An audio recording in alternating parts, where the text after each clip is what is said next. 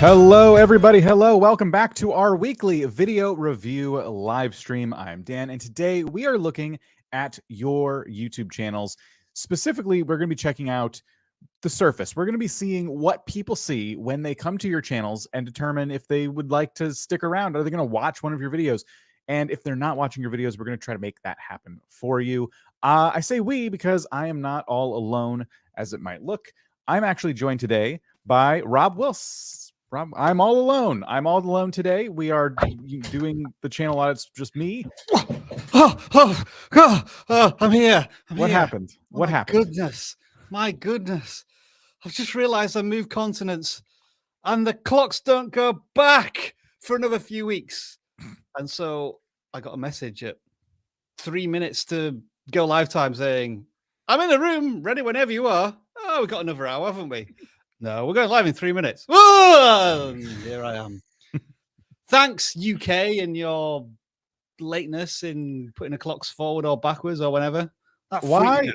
Why does anyone move the clocks in the first place? But furthermore, like with this global world where everyone's like doing things together now, why are we not at least synced up? If we're going to insist on moving all the clocks, how is this not a thing?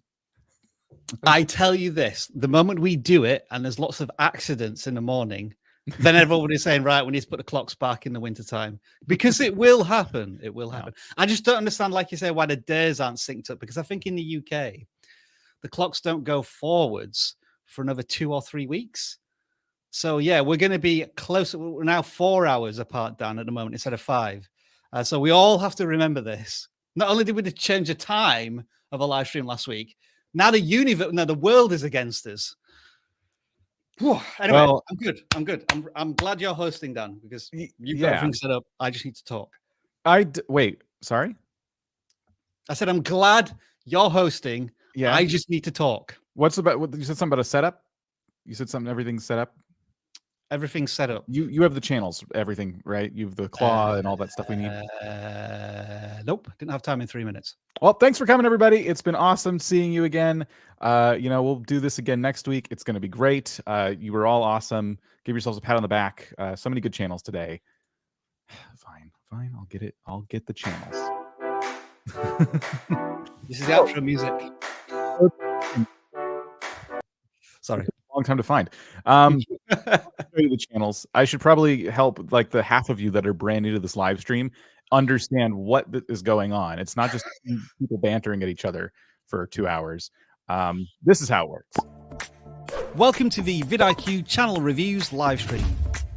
Simply fill in the correct form in the video description and your channel will be considered for review during a live stream. Channel reviews are free, so no need to send us a super chat, and don't spam us in the live chat. We'll ignore it and you may be put in timeout. After the live stream, don't forget to download the vidIQ extension where you can get a custom channel audit, daily ideas, and an AI-powered video title generator.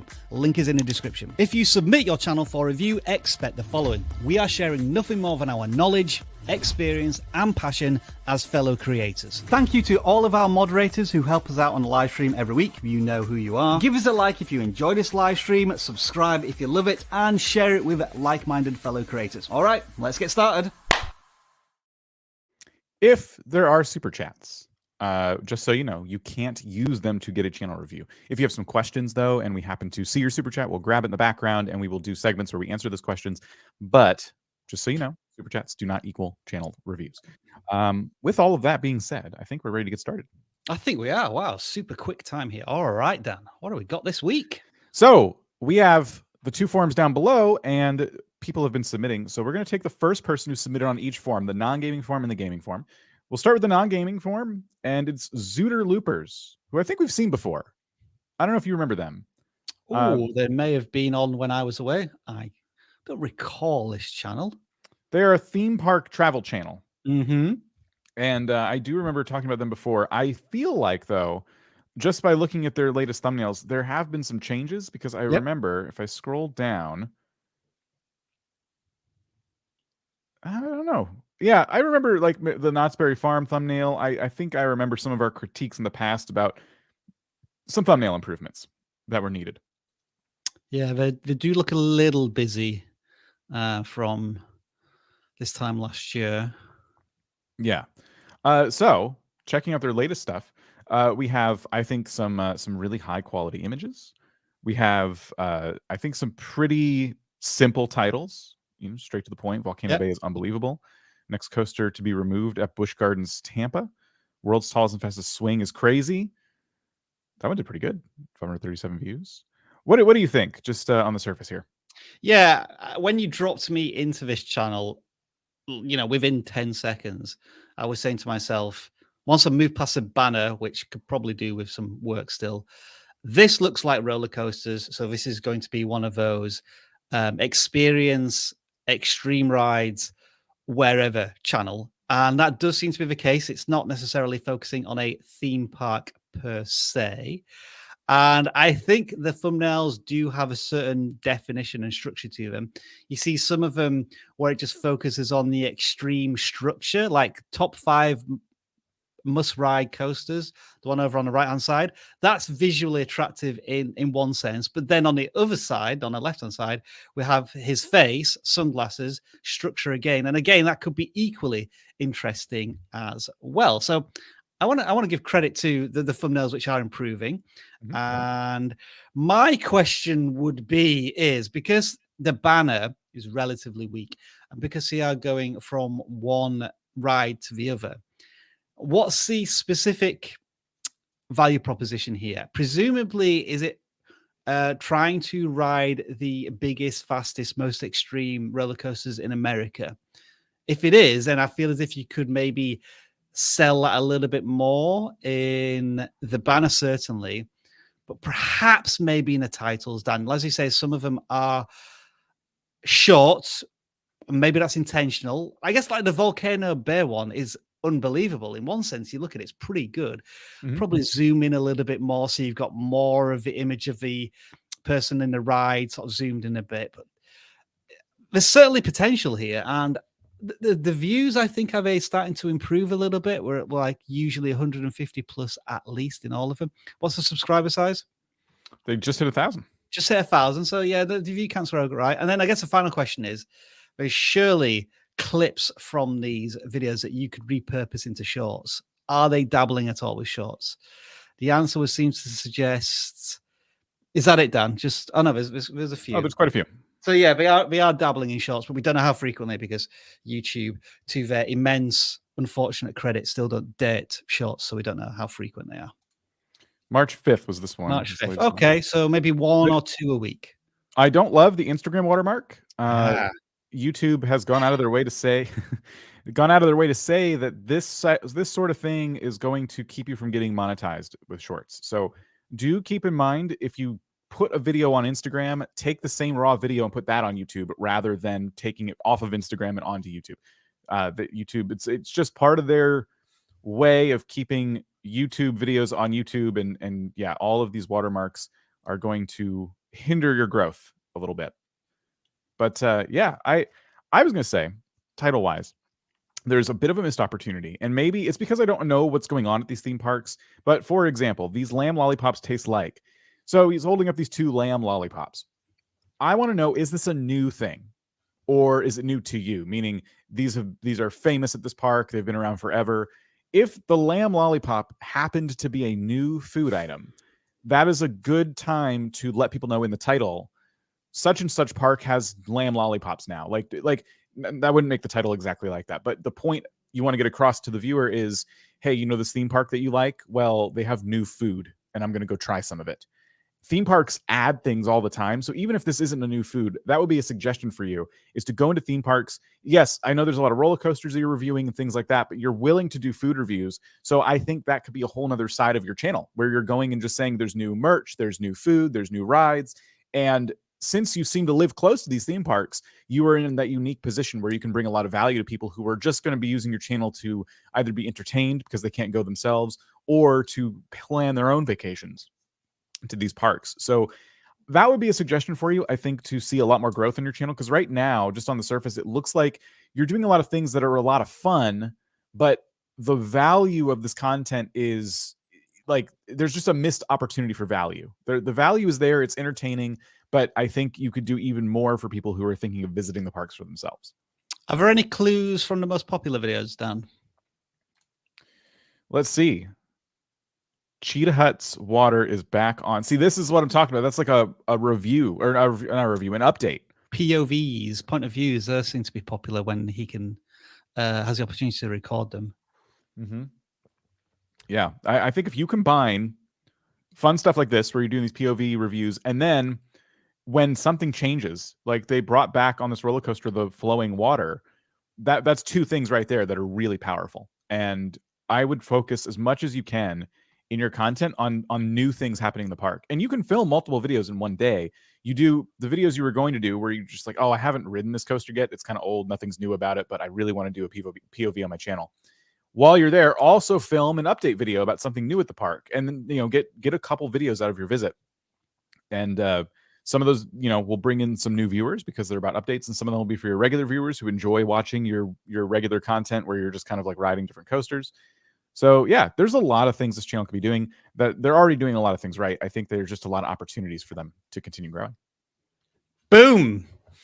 Done. All right. Ship it. Next channel. This is going to be the gaming channel, the first gaming channel that's submitted on our forum, and it's JJ Kenobi, which is also a familiar name. I don't know if we've seen this one in the past as well. But they told us on their forum that they do Fortnite challenges. And the titles and thumbnails seem to allude to some Fortnite challenges. It does seem like they're doing some of that. You know, have enjoyed, you know, a couple videos at like 100 or so views, 637 subscribers, which is also making me go, okay, well, what's really worked for the channel? And there's not anything in particular that's jumping out at me. They did the Lego Star Wars thing. Some deleted stuff or shorts. Maybe I picked up some views from there. I could also see, obviously, a Star Wars hint in these Fortnite challenges as well, Dan. Which stands to reason, given the channel name. Yeah, so they're kind of staying with the theme. They do pick Star Wars characters when they're playing Fortnite. They're getting thousands of views on their shorts. I think they're doing a lot of things right in YouTube Shorts because they're taking moments from these challenges they're doing, repurposing them, and getting a lot of views. I mean, I wonder how big their biggest short is. 13,000 views, a clean headshot snipe. Yeah, there you go. Turn up. So this is great. This is really good to see.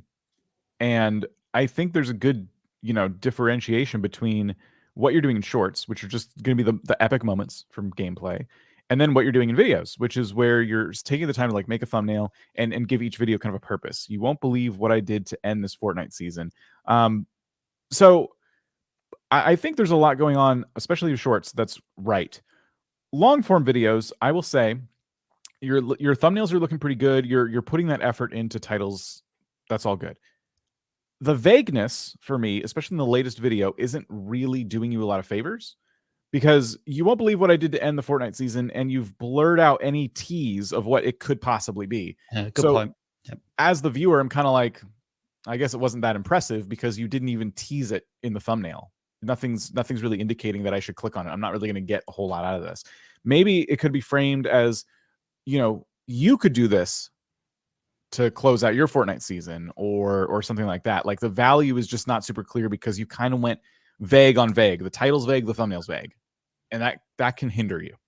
They do seem to be crowbarring Kylo Ren into the thumbnails, which I think may be a little distracting to whatever is being teased in a thumbnail, Dan. I like just putting Kylo Ren with hypnotized eyes and a mouse on that's going to click play. As you say, it doesn't reveal enough other than you can ascertain that it's Star Wars Fortnite. But beyond that, well, I don't know what I'm going to believe because you haven't hinted enough in that thumbnail. And as I see, like, what, 6 of these 8 thumbnails have Kylo Ren in, and I don't know if they really add anything other than a Star Wars element of the Fortnite games. Yeah, it kind of feels like a lot of people tell you, oh, you should put your face in all your thumbnails. And that's kind of the replacement when you're a gaming channel that doesn't have a face cam. The replacement is the face of the character you tend to use in the game, whether you've made it yourself or it's the one you just kind of gravitate towards when you play. And all that's fine, but it just doesn't, it's not doing a lot for you being there. Even if people aren't confused by it, which I don't think they probably are. Fortnite fans probably get it. It's just not, it's not enough to tell me what's going to happen in the video. And that's really all a thumbnail is. You don't need to be a design expert. It's about communicating a clear message to the viewer. What am I going to get when I click on this video? And there's a balance between spoiling everything in the video and teasing it, just enough to get people to click in. And it takes a while. It takes a bit of time to finesse that and to kind of learn that skill. But I would say, like, design wise, like, this person has the skills to put together a thumbnail. Now it's the messaging. Now it's just the marketing behind it. Like, okay, you have all the creative elements you need, the actual physical skill to put together an eye-catching thumbnail, but you're not using your powers for clicks yet. They're just not quite fully there. And then, Dan, if you can just slowly scroll down, because I can see Star Wars Fortnite and then Star Wars Lego, which is, yes, the same, I guess, franchise, but not necessarily the same hobby, Right. gaming, Lego building. Yeah, there's probably quite a lot of crossover. And the views do seem to have held up, even if they do Lego versus Fortnite. So I'm going to give them somewhat of a pass on that. But it is mostly just Kylo Ren playing Fortnite, from what I can see from the thumbnails.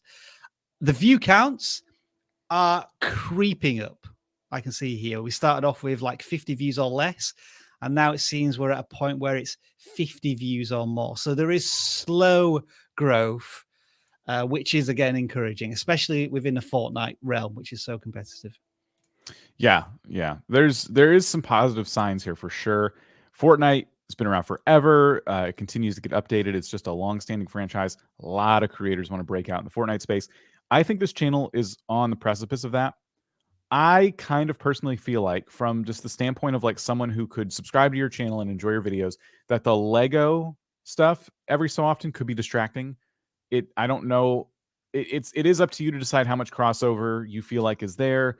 But yeah, just saying I'm a Star Wars channel is kind of what it feels like when you do stuff like this. And it's not quite enough. Like, people who are following you for interesting Fortnite challenges and tips don't really probably care too much about your Lego reviews. There might be enough crossover to where you can have like a second channel with the Lego stuff and invite these folks to come check it out sometimes. But then you're running a second channel, and that's like a whole other thing.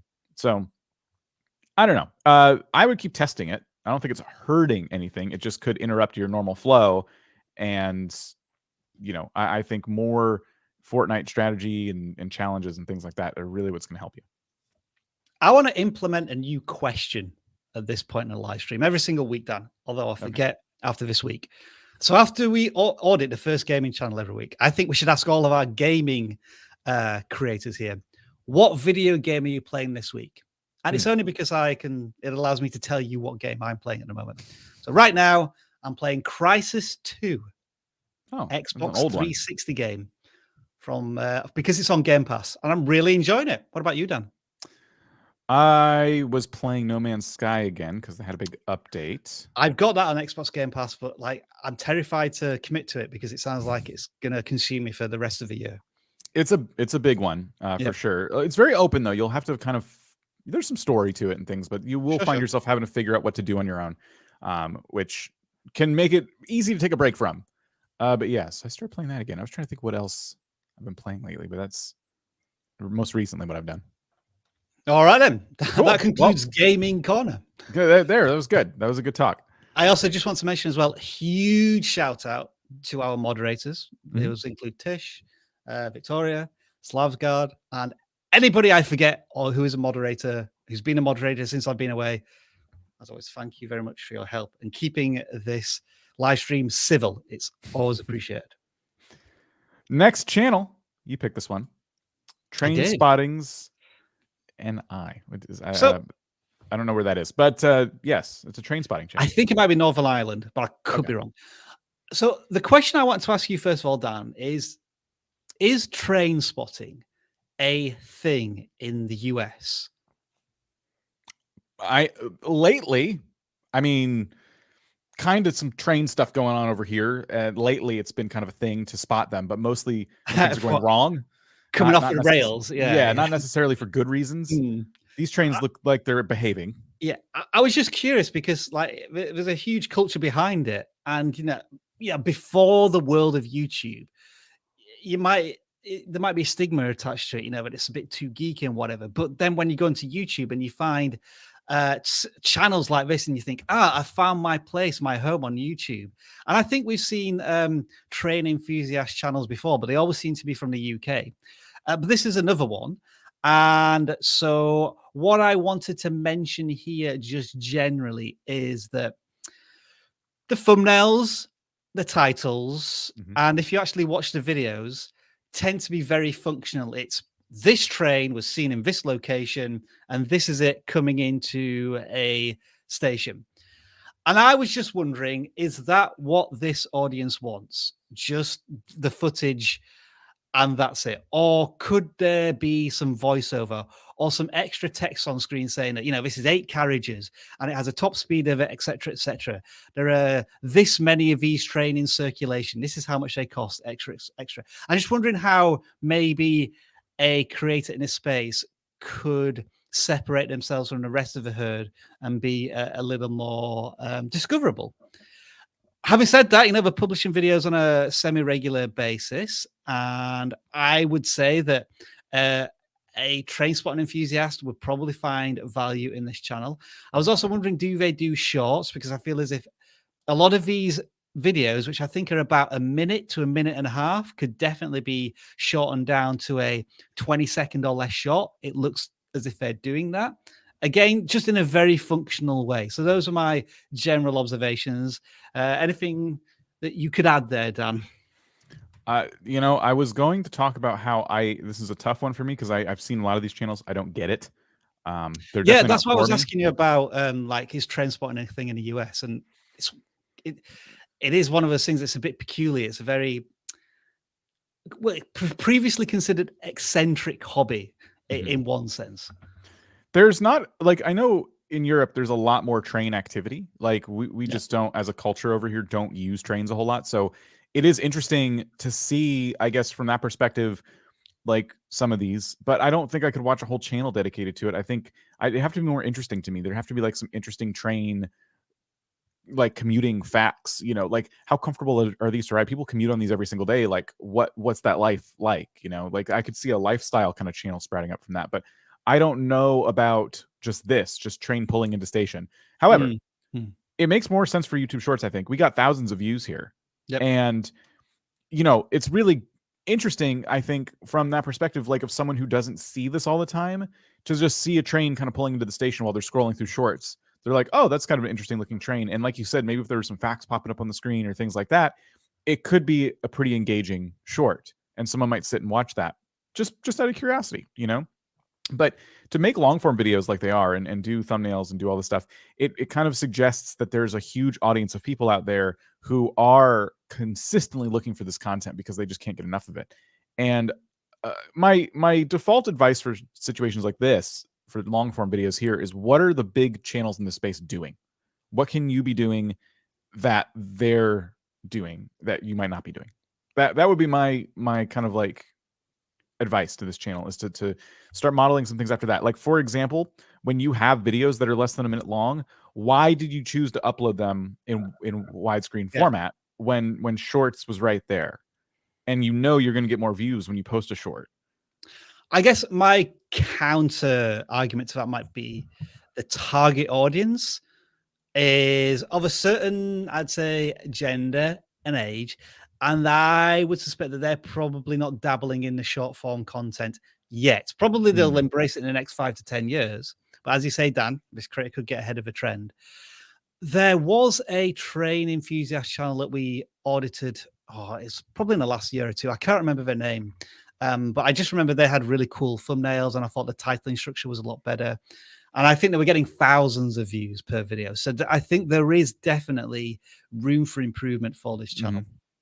Yeah, definitely model a lot of your decisions off of the channels that have kind of paved the way for you, so to speak.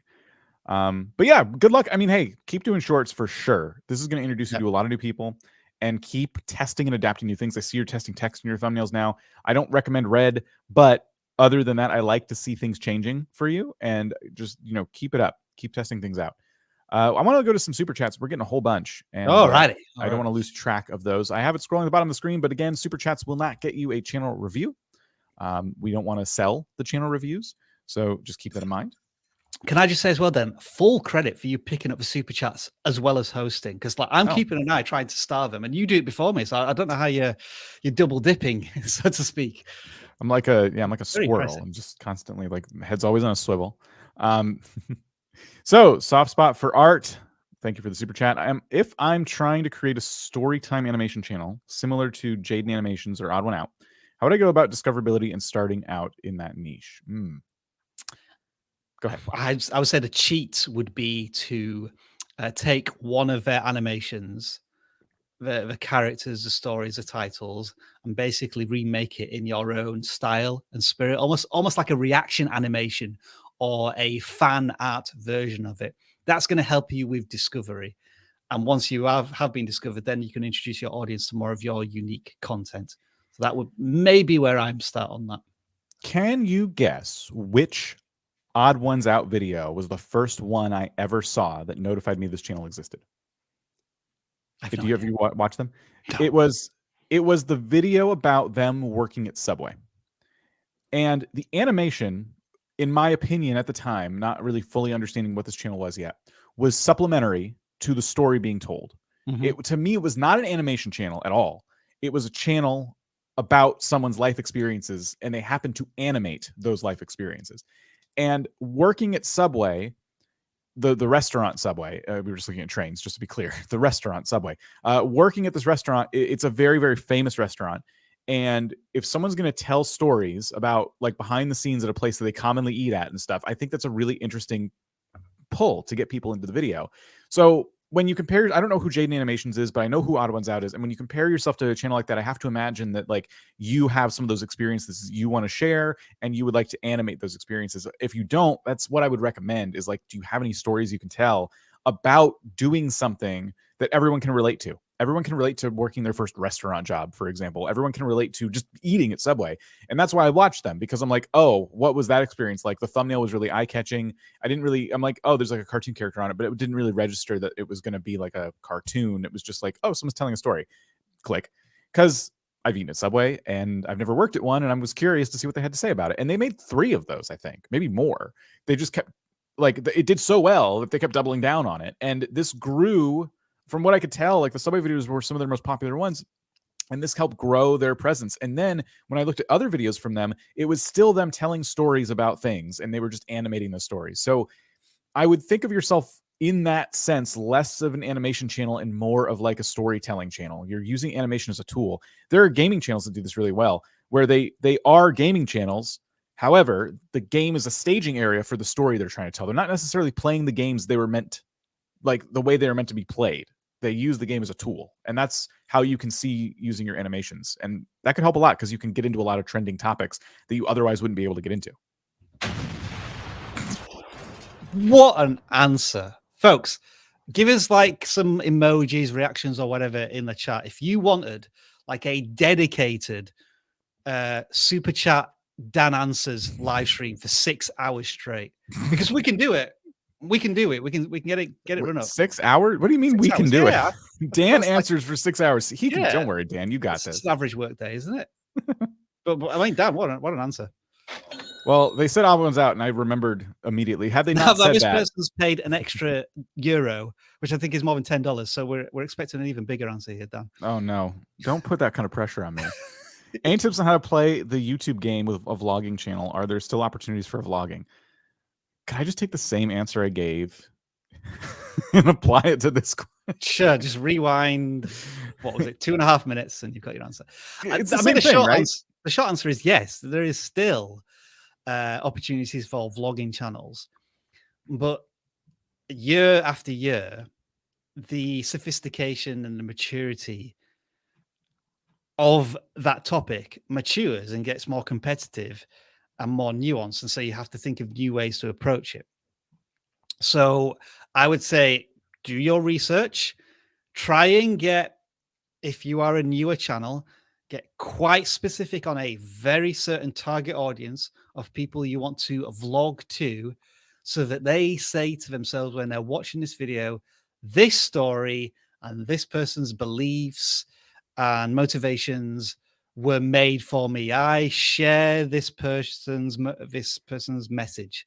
and I want to become. I'm looking at the light instead of a camera. I want to be a part of their tribe. Good answer. What if you have no face? I volunteer my channel for review. This was the one that prompted me to say, just remind everybody, we can't sell the channel reviews. It seems like this person has like just in their avatar, like a mask, like so a persona that they wear. So that's cool. That's cool. Think, yeah, that makes the channel unique. Mm-hmm. Yeah. So I think if you have unique things about you that make you memorable, that's totally fine. Plenty of faceless channels out there, totally successful. You know, and if you can make it part of the theme of your channel, it's even better. So yeah, cool. Thank you for the super chat. I would say this. If you go back to the beginning of vidIQ, I don't think I showed my face on vidIQ for about 6 months. Oh, it was all just voiceless narration. Voiceless narration. So that's it just yeah, it was just sound effects all the way through. That's how I communicated. I'm sorry. It was just narration, nothing else. Thanks, Dan, for picking me up. Yeah. Hey, Alan. Alan's welcoming you back to the UK. It isn't as soggy or snowy as Vancouver. I'll tell you that much. Lincoln is actually relatively dry, but it is windy. And the internet is less reliable over here. We were out internet for 12 hours, which was, God, you don't realize how much you rely on internet these days until you haven't had it for a while. You might as well not have power. Yeah, I agree. Yeah. You know, at least you can say, well, the apocalypse has arrived now, rather than just internet. And what's even worse is like when you click on something and it like refreshes a page, you think, oh, internet's back. Oh, I was able to load one page. Oh, that's frustrating. Thanks, cookies. Hey, Alan, how you doing? Thank you for the super chat. Any tips on batch recording about 15 long form and 85 short? Jeez, 85 shorts. Soon I'll be able to dedicate 2 full weeks to get ahead. My goal is 2-3 months. So they're trying to get ahead on content right now. Yeah, yeah. I would caution you in moments like this that it's really easy to kind of prioritize the quantity and then forget about the quality, and just be aware that like each one of those videos has, you know, an opportunity to go places. But if you don't take the proper time on, you know, who that video is for and the titles and the thumbnails and things like that, you might find that this chunk of videos you're making doesn't have the full potential that it could have had because they're not getting the proper time to, like, you know, explore more of YouTube. So how about maybe divvying this up a little bit, Dan, where you would do a batch recording of 5 long forms and 10 shorts, so that you go through the whole process, you know, of writing, filming, editing, and then you're able to iterate for the next batch of videos that you do, rather than doing everything, because that does feel a bit too much quantity over quality, because you're going to learn stuff while you're doing it. And I think I drive myself mad and bored trying to batch so much at once. I get fed up of filming and I'd want to do editing for a little while, but that would just be how I would approach this. Mm-hmm. Yeah, same here. I don't necessarily have anything to add to that. That's it's tough. Like when you want to get ahead on some content, I'm trying to do that here right now, but I'm still like, I'm not forcing it. You know, if I don't have that extra idea, I'm not going to like force something out. So I think it's important just to respect the audience. Not that you aren't, just that would be my biggest advice, is just respect the audience. You don't just like fill a schedule with content. You can take a break on YouTube too if you need to. It's okay. But yeah, that would be my take. Let's do one more and then go back to reviewing some channels. This one won't count, just a super chat I want to call out here. World Data Review, thank you for the super. And then Bullet Warning says, I've changed the topic of my channel about my channel. Wait. I've changed the topic that my channel is about. Should I private older videos, or any other advice for the moving process? I think the general response here would be, unless those older videos are financially sustaining you and they're bringing in all sorts of ad revenue, in which case you would probably start a new channel if you were thinking of pivoting. Yeah, I would probably be thinking of privating those old videos just so they don't confuse your audience. If they like enjoy some of your recent content and want to track back to your older catalog and they find this other stuff that doesn't resonate as well with them. You know, YouTube is potentially going to be testing these older videos. I don't know about you, Dan, but sometimes when I watch a channel, YouTube will show me videos from their channel from years ago. And, you know, if they're relevant, like I've got into a Tom Scott paradox of YouTube right now, where I'm just watching all of his stuff and it's fantastic because it's all relevant. It's all evergreen content, even if it was filmed like 10 years ago. So personally speaking, yeah, I've been thinking about privating those old videos, probably not deleting them, you know, keeping them on the channel for at least data on the channel. But yeah, I think you're thinking on the right lines. Bullet warning. Yeah, some mindset advice for you before we move on is just remember that you're not entitled to the views or subscribers you had with your old content. So good point. Yeah, you're going to be starting fresh, and that is okay.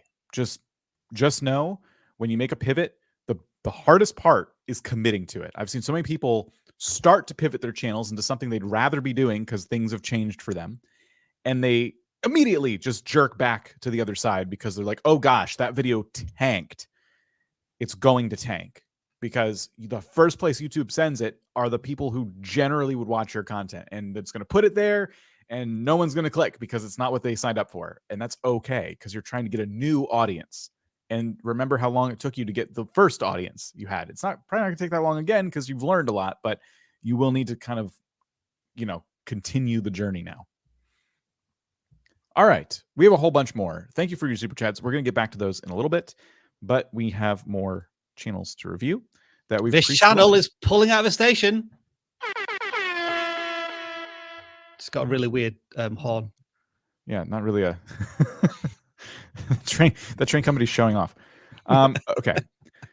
This is Sean's Gardening World. I picked this one because it just completely baffled me. All the advice I wanted to give was completely irrelevant when I saw the view counts they're getting on some of these videos. Holy smokes. Yeah. So terrible news. Same text in the thumbnail, 10K views. 40,000 subscribers. Seems like a very dedicated audience this person's built over a very long period of time. If you go to their most popular videos, 8 years ago, 6 years ago, 9 years ago. And I feel like just recently they've gone back to this old thumbnail style they had, where they basically copied the title and put their channel name as the text dead center of the screen. And they have started to do that again. So even vlogs, they'll cover their face with that same, pop-up in the middle of the screen. This adorable bird thing in the middle of the screen over it, shed. So how do you do that sound effect? You're not pressing a button there, are you? It's just you doing that, Dan. That's impressive. Yeah, it's just popping my lips. Yeah. I can't really do it. Well, now I'm properly distracted. So my first suggestion was going to be, why are you covering the thumbnail? And yeah, it's kind of working. Why are you sort of? Yeah, I admit it kind of feels as if they're phoning it in, so to speak. So Dan, if you scroll down, maybe this is from testing data. Maybe there's so much branding association behind this style of thumbnail that's what they've adopted. So if you look at these where they've done something different or just not attempted to make any thumbnail on some of these, we can see why they're doing. But yeah, and they're all from 2 weeks ago. That is really weird. Yeah. So they were going with this text that, in my opinion, is a little better, easier to read, taking different pictures, still getting thousands of views. A far cry from where they were years ago, though. I had one opinion about these thumbnails from years ago that does make them different from the ones we're seeing today, especially the last two here. These make sense based on the photo behind them. So growing garlic step by step, you put that over a bunch of garlic. If I was trying to learn how to become better at growing garlic, this thumbnail makes sense to me. I see garlic in the background. The text makes it very clear. Growing lavender step by step. I don't need a lot of detail there. Growing lavender. Oh, a purple lavender field. I guess that's what I would expect it to be. And then the text is easy to read on top of it. And then how to heat up greenhouse. Still get a lot of views. I feel like the greenhouse is getting an injustice there, but it worked, In the latest videos, you've copied that thumbnail style, but I don't necessarily know if that's what makes these old videos popular. I think you know, just the fact that these thumbnails were so clear and simple based on like the ones you're doing now. After the burglary and mysterious bird arrives, like there's so much to say there, like burglary and mysterious bird. And it just, I don't know. I feel like the thumbnail could have been even better and you could have seen way more views on this personally. But I also think the message isn't super clear here anyway. I'd probably mess with the title a little bit more. Can you scroll down just a little bit down so I can see more thumbnails and titles? No, sorry, I meant stay at the top, but maybe show like 3 rows. Yeah, right. Okay. Because what I am trying to work out here is the positioning of the contents, because as you picked out, the most popular ones have hundreds of thousands of views, but they, from the titles, look like straight-laced tutorials, which if you get to the top of a search, then you're going to win. Whereas if you look at these ones that are very recent, you know, terrible news, and I assume that news is about the burglary, and then revealing land and garden birds, and then amazing transformation. I feel as if this is more, you know, as we just talked about in a super chat, this feels more vlogging and blogging. And the creator is building up a community and is winning through storytelling. And if that is the case, and I want to applaud them and say, excellent, this would be revealed by the return viewers, I think. I wouldn't be surprised if those most popular videos have a very low number of return viewers because they're just tutorials that are being found on search, whereas all of these recent ones, which are getting thousands of views, are getting a lot of return viewers, I would suspect. So in that sense, in terms of the content of your videos, I would keep it up. I mean, yeah, just indulge me. Click on one of the videos, Dan. I'm curious to know how many comments versus views they get, because that would be an indication of the engagement. So maybe not the super popular one. Choose one that's got 7,000 views. This one, amazing transformation. So if you just pause it. Okay, so they haven't got that many comments for a 7,000 view video. How many likes have they got? Oh, fine. Yeah, so that's about average, I'd say. Usually get one view, one like for every 10 to 20 views. But I was expecting more comments. I thought there would be a really engaged community. Yeah, I think sow and plant in March. Like this one stood out to me because that's this month. You know what I mean? Like that was posted at the beginning of March. And if people who are fellow gardeners are following you, this makes a lot of sense as to why I did so well. I think the timeliness was right there. And the thumbnail is still simple, even though it's just relying on text. It's still very, very simple. Sow and plant in March. Oh, I'm going to do that. I need to know more. So that to me is why maybe sometimes we see the graph going all over the place in terms of like views on this channel. Sometimes it's a bit more niche, like maybe a plant that not a lot of people are growing right now. Maybe they're not interested, versus, you know, March allotment tour. Like you're touring your farm. People who are enthusiasts who are following your channel are probably going to be very interested in things like that. How can I do better with my own farm? Maybe I can pick up some tips from this person. Revealing land and garden birds. Not really sure what this one's about. It's still got some pretty decent views, but you know, when I'm less sure of what it's about, I'm not too surprised to see the view counts are a little bit lower. So it could just be a messaging thing. Sometimes the messaging is on point and sometimes it's not. And there's not a one size fits all on YouTube in terms of titles, thumbnails. It really, each video can be kind of looked at on its own and should have like its own little audience in your broader audience that's trying to target. You know what I mean? I'm not a gardener. This may be a stupid, impossible suggestion, but can you do a sowing and planting in April, May, June, July throughout the season? Because that could be a consistent thread of content throughout the year. Very similar to how tech channels do the best iOS apps in March, April, May, and June, July. I would definitely revisit that topic and do a similar video next month if you can. But I don't know if you can sow and plant all year round. The other content suggestion I would have for you is, could you do some very, very entry-level content about, you know, like you did with the garlic, how to plant garlic, how to plant jalapenos, how to plant carrots. Just because most popular, Dan, because like a lot of them were long. Yeah, they're all ancient now. But yeah, you could definitely revisit these. There's no reason why you couldn't just remake this how to plant garlic video. Mm-hmm. And they might have been doing that, but I would think right now you are catering to a lot of viewers from this era of your channel from years ago, right? Like a lot of people found you here and stuck around, subscribed. You could probably get a lot more people who are just starting their gardening journeys by continuing to make content sometimes that is for that entry-level gardener. It doesn't always have to be that. You can bounce between, I'm just going to walk around my garden and show the things I'm working on, and then I'm going to make an evergreen video for somebody who's just getting into growing blank. And you could do it for every plant that you feel like you are confident in for yourself, you know, every single one. How to grow carrots, how to grow tomatoes, how to grow, you know, even if you feel like a million people have done it before, that's okay. You know, you've learned a lot from YouTube. I think you can still stand out in this space. I mean, there's got to be more videos about how to plant garlic, and yet here you are with 250,000 views. So I wouldn't be surprised if this video is still getting views today. So yeah, best of luck. I mean, so it's such an interesting channel. Congrats on your long YouTube journey. 40,000 subscribers. Hopefully you've received some value here. Next up, Arabella. Yeah. So I chose this channel because they describe themselves as a VR dancing channel. And I thought, that's intriguing.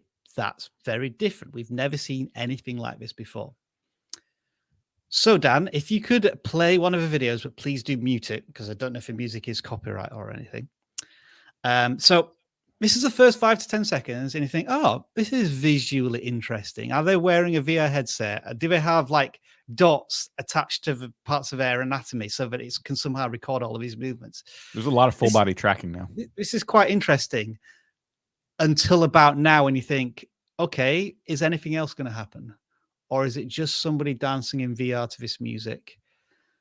And because the camera isn't moving, and other than the music playing and these, I guess, shooting stars in the background, I'm starting to get visually bored. Mm-hmm. And how long is the video done? It's about the length of the song. So yeah, unless you are a big fan of a song, then I'm very curious to know what the audience retention would be on this.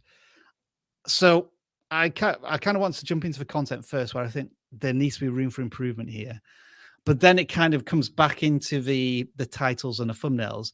The titles are just the song, and then that one explainer keyword, which you may find interesting the first time, but like, would I click on any more of these videos after I'd seen the first one? Probably not. VR dance, etc., etc. I think this is a great opportunity for shorts. I think they are making some shorts, because that's where you maybe condense it down a little bit. So yeah, Dan's just done a search here, and how big is the market here for VR dance? And I'm not seeing any numbers shooting through the roof here, like tens of thousands or less. Okay, there's one here with 500,000 views from a couple of years ago. Think about the difference, though. There's like a full body tracking suit. Like, I feel like I'm going to get more from this video just because it just feels like they're going to, I don't know. And maybe it's just the same as all the others, but something about the way this video is pitched to me feels like it's going to be more than just someone dancing, even if it just is someone dancing. Some of them don't really have anything to do with the topic at hand, because 360 VR. Oh, no, it is. I guess it is VR. I thought it was going to be like the movie in like 360 VR somehow, or the TV show rather. This is what I'm used to in the VR space, by the way. Seeing shorts, Beat Saber. When I see like, you know, shorts with music in them from the VR space, it's always Beat Saber or something like that. And you had mentioned shorts before I jumped over here. Yeah, they've done a couple, but only a couple as an experimentation. So if I was to summarize this channel in noises, it would be, it's like, oh, there's that initial excitement, something new, something different. Okay, is this it? Oh yeah, it is. I'm bored now. I'm going to move on. And maybe I'm being a bit flippant because I'm not specifically interested in VR dance, but I don't think it does enough to sell this genre and make it exciting. Just from what we saw in that one video and then the titles and the thumbnails. I would hate to make this person feel like they need to do what I'm about to suggest. It's just one idea. There's probably other things you can do, but I do feel like these videos would be more interesting if it was a side-by-side of the real person dancing with the gear on and then the avatar. But I understand the whole reason they're probably using the avatar is because they don't want to be on camera. Yep. So Yep. there is that. But just from a viewer's perspective, of someone who wouldn't normally watch this content, I think that might be more interesting, in my opinion. But there could be other things you can do that are not that, that make it a little more interesting. I also think that a lot of this could depend on the music itself, but then you have to worry about YouTube copyright as well. Like, the more popular the song, the more problems you're probably going to have. All of these songs, as far as I'm aware, could be all cleared. I don't know. But yeah, there's a lot to consider here. I kind of worry that this channel is going to struggle to break out unless they continue doing, like, I say continue doing, unless they maybe jump over to doing some of these more trendy things that some of the other VR dance channels have done. Like, this makes a lot of sense to me. A Wednesday Adam dance, like, in VR. Like, so this was really, really popular from the TV show, and someone recreated it in VR. And that makes a lot more sense to me. It makes sense as to why they got 22,000 views. So yeah, you may want to try and find trending topics and then, you know, add your dance moves to those in VR. Hopefully that helps. Best of luck. Ready? Next one. Roam at Ralph. So this person isn't wrecking anything. No. Roaming. I did pick it based on the name because I'm like, that's a cool name. And I looked at the channel. That's cool. Yeah, they're a travel channel, and they're doing all kinds of stuff. They're going to all kinds of places. And looks expensive. It looks expensive. So I would like to see them get even more views. Starting with you, like, what do you see? Like, what's the first thing jumping out at you? Immediately, it's the font. It makes it feel a bit horror, shocking, and I'm not sure if I like it on some of these. I can see why it might be appropriate for the one where there's no tourists. Kind of make it a bit creepy, like, is it going to be a surprise? Yeah. But then the Nara Deer Park, I don't know if I like it there. Snow Monkey Park. The day and night one, that's a really cool thumbnail design. But then again, I think the text just kind of ruins it a little bit, in my opinion. Opinion. So that's what jumped out at me, Dan, if that's the question you were asking. Yeah, I completely agree. I think that their chosen font doesn't super match the vibe I'm getting from the rest of the thumbnail, which is, it looks like fun and light, and I'm going to be in this cool place doing this cool thing. And yeah, that font is like, you know, look at my creepy time at Universal Studios, or look at my creepy time at the Deer Park, or they made it somewhere. And is it creepy? I don't know. The font certainly invokes that emotion. So yeah, it's a little thing. Font for sure. I clicked on popular earlier, and the thing I noticed was their most popular video, it's older now, 1 million dance studio experience with Mini Park. That did very well for them.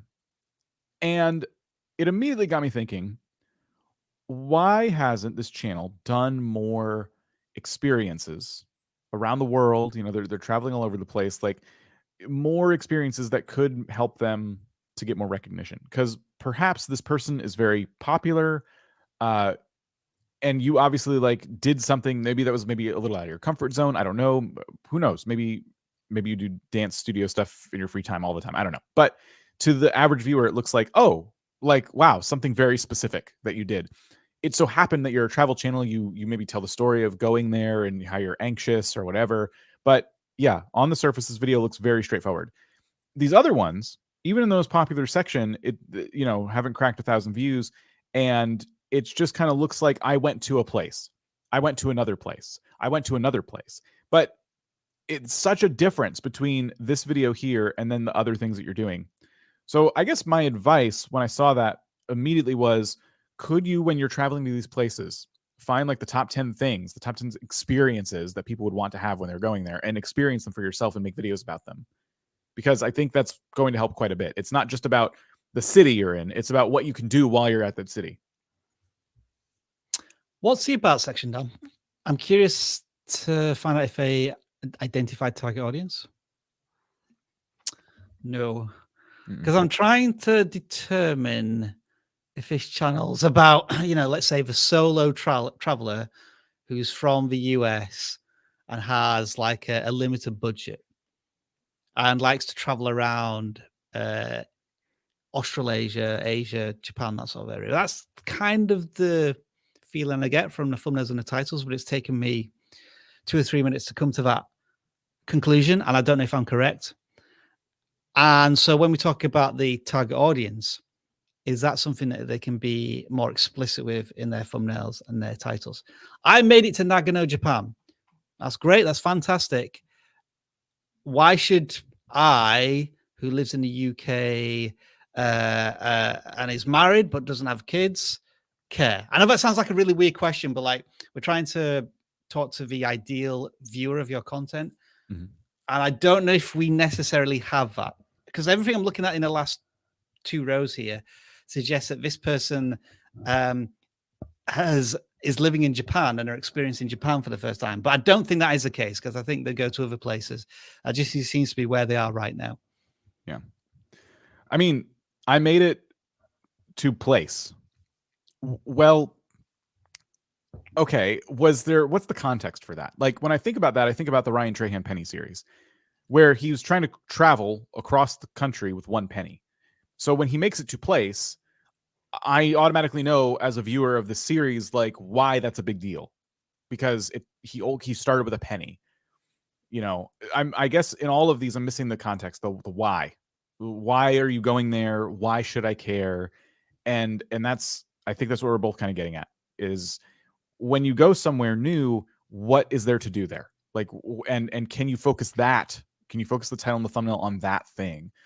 This deer park is a good example of like you went to a specific place, and there's something about these deer, because I noticed in the shorts, the famous Nara deer got 1,000 views. So these deer are like known. This is like a thing, I guess.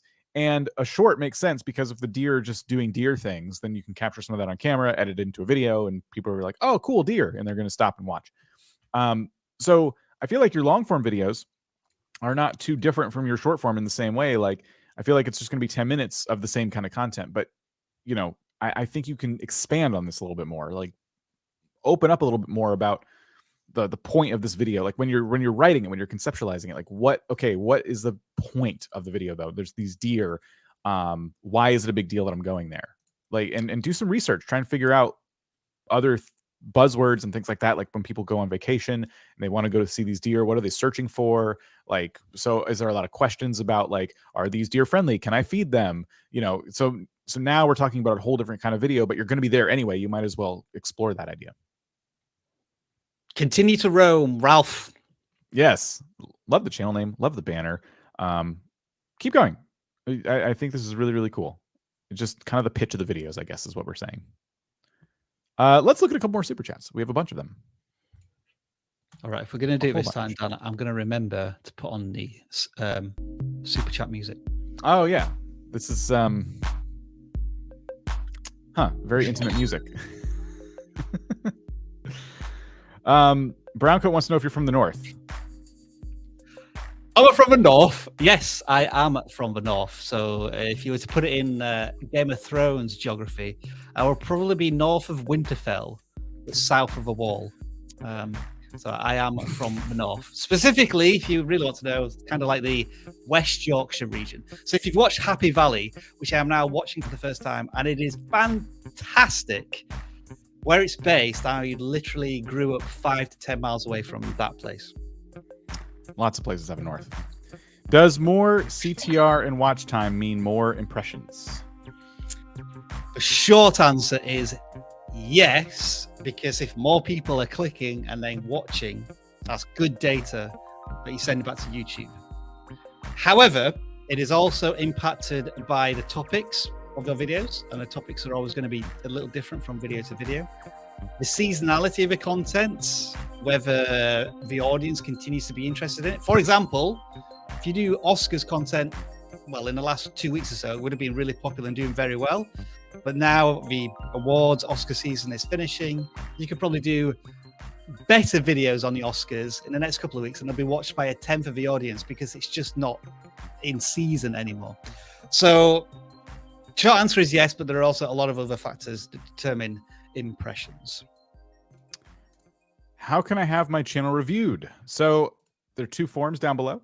There's a gaming form and a non-gaming form. Whichever one you feel like categorizes you better, fill out that one form. And you could be picked randomly, because here in a little bit, we're going to be doing random selections. But channel reviews can be finicky in that way. They can't be bought. So it's just kind of luck of the draw. We pre-selected some channels, and we're going to pick randomly the others.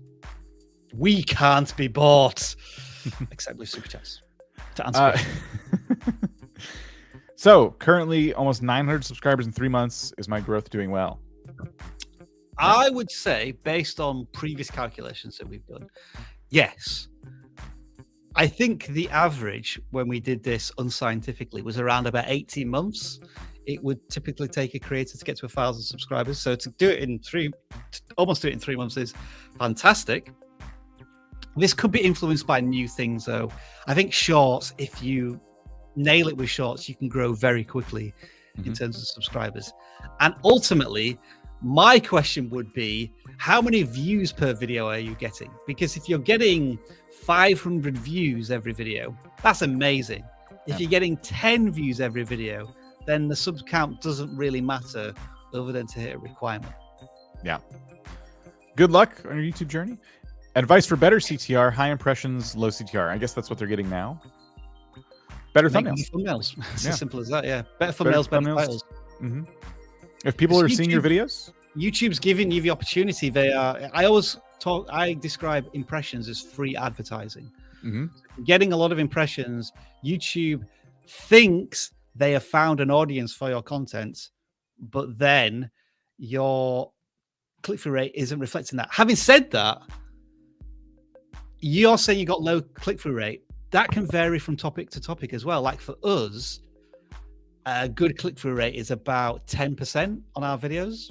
But for other channels in other topics, 10% could be terrible, or it could be bad. Like I think for gaming channels, 10% click-through rate is probably good because there's a lot of competition. Whereas for in a really niche area of YouTube, 10% could be quite bad.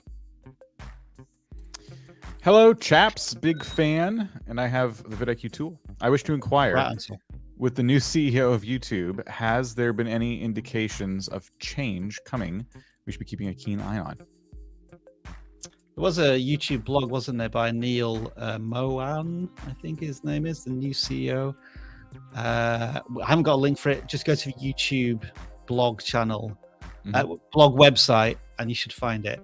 I think the one thing he hinted at was, what was it? Like almost like a VR features that were coming into play with custom. It was custom costumes or avatars or something. I can't remember. There's one I kept seeing about how they want to do more AI content, or not AI content, AI tools.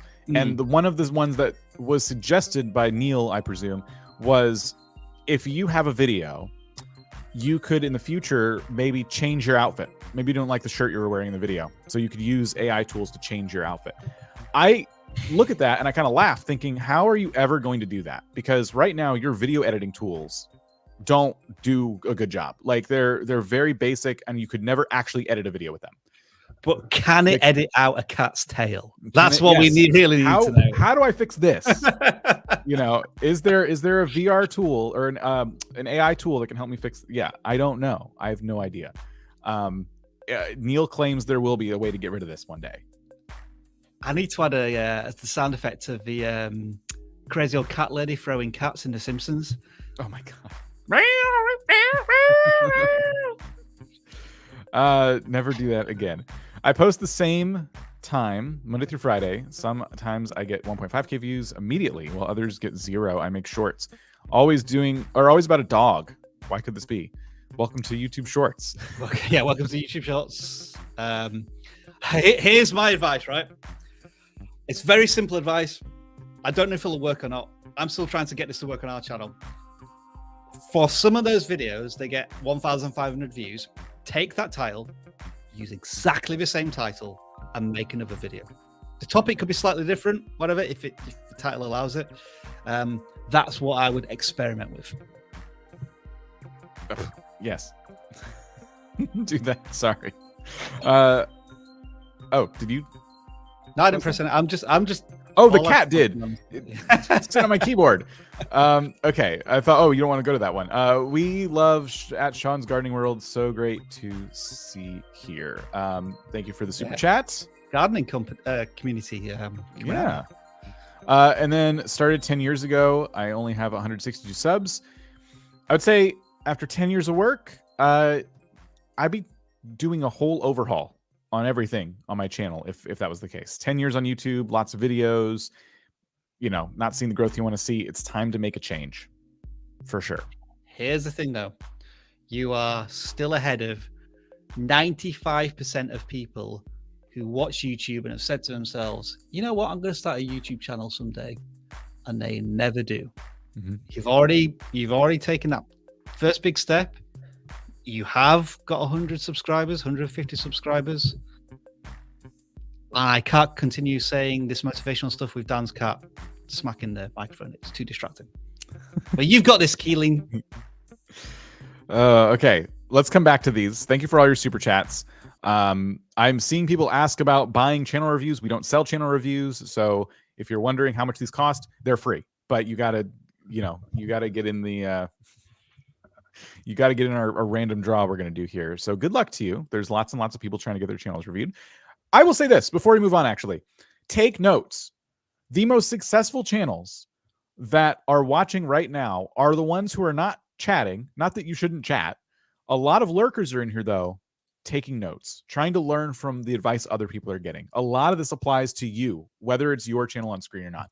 So please do keep in mind, we don't do this for just the one person who's on screen, such as this channel right here, who actually won our thumbnail competition on Twitter. 2 channels won, and in no particular order, this is the first one we're going to look at, but 2 channels tied for this week's Twitter thumbnail competition. So this is the first one. It's Atreju, I think I'm saying that right, I hope. Atreju Hood, 125 subscribers. I can see why they won the thumbnail competition. I'm just going to say that. What do you think? Sorry, Dan, can you just keep filling for a second? Because I'm just doing a poll. I will jump into this. Bear with me. So they are, especially in the latest ones here, taking some really, really excellent shots of the products that they're discussing and keeping the text really nice and clean, keeping the pictures really nice and clean backgrounds. And they make the shoes or the watch or whatever it is the focal point of their thumbnails. And I would say just in the last few weeks, there's been a dramatic improvement here. And their views reflect that. We have less than 100 views on these, or some 300. But then the next time they post and they switch to this new style, 400 views, 263, 258, 244. This one was posted a couple days ago. Could still grow. But I mean, this is a pretty dramatic shift in thumbnail strategy. Yeah. And I think it's paying off for them immediately. Like, the most recent ones in terms of complexity are about 20 to 30% of a complexity, but you can get so much more from them instantly. I think they've absolutely nailed the use of the text. Mm-hmm. I think maybe on the last 2, the drop shadow is perhaps a bit aggressive, but I like its use in Day 19 and Glenn, where it just hides behind the shoe a little bit as well. I always think that's a cool effect, and I always want to do it, and then I can't be bothered, which is why we've got a thumbnail editor now to do that for us. But yeah, good transformation in style, and as a result, views. I'd be really fascinated to see their click-through rate down, whether it was kind of doing this, and it's just gone up like 2 or 3% more. Yeah, I bet it looks pretty impressive for them. So that's cool. I'm still getting super chats. Thank you so much for your super chats. So I guess after all the thumbnail compliments aside, we do need to talk a little bit about audience focus here, because I can see an argument to be made for accessories, shoes, watches, hats, so forth. And on the surface, to me, it looks like a channel about clothing accessories when you just see these thumbnails all together like this. But I feel like when you cover a smartwatch, that's a way different audience than when you cover shoes. You know, it's kind of going from tech channel to clothing and style kind of channel. But do you agree? Do you feel like there's like a needle they can thread here? Yeah, I guess in the Venn diagram, there probably is some crossover, but then I spoke to myself and said, I'd be interested in the Apple Watch, but I have no interest in shoes whatsoever. I'll buy the cheapest things I can get from TJ Maxx, as long as they're not fluorescent pink or whatever else you're going to find there. And so, yeah, audience-wise, there is a bit of a question still being answered here by the creator. I mean, they are relatively new still, Dan. Maybe we can give them a bit of a pass there, but go to the About section. Are they hinting about who they're making content for? Products they love. The reviews, the products that they love. Okay, that's fine. And to a certain extent, you can only review the products that you get your hands on, and it's going to take time to get sent reviews, material and stuff. But I would already be thinking about where, let's say your channel had 10,000 subscribers, was getting a few thousand views per video. Would you still be wanting to cover all of these topics and hoping that people are going to watch? Because it does tend to be, especially in this space, the review space, so to speak, that audiences like to gravitate to a particular creator about a particular type of product. Except for, you know, the exceptions like MKBHD and the massive creators who can then explore all forms of tech, and people will watch their content. Yeah. It seems like they did this series for a bit, and they might be doing this for a few different products, but they kind of like document a daily like journal of, you know, using the watch for something. So how to lose weight with the Apple Watch Ultra, day 13. Which is an interesting like way to approach content. We're up to day 19, a night out with the Apple Watch Ultra. For anyone finding this video who isn't following the series, it is a bit confusing. Like, could you not have done a night out with the Apple Watch Ultra on its own? Like, does it have to be part of this day 19, day 20? It's okay. Like, it's okay to have like this challenge documented and stuff like that, but it does make me question, like, that seems like a really good opportunity to just have like a standalone video, but now you've committed to this like daily kind of like, you know, watch content, and you were following this like progressive journey, and it kind of hinders, I think, the pitch of the video, because the day 19 is totally irrelevant to anyone who just wants to know what this watch is like when you're just like doing normal human things. Like, I'm going to go to the bars and I'm going to go dancing. I'm going to do all these things. And what are all the things I can use my watch for to make that more convenient? You know, it just kind of, I don't know, takes the pitch of the video and confuses it. What's the average length of these videos?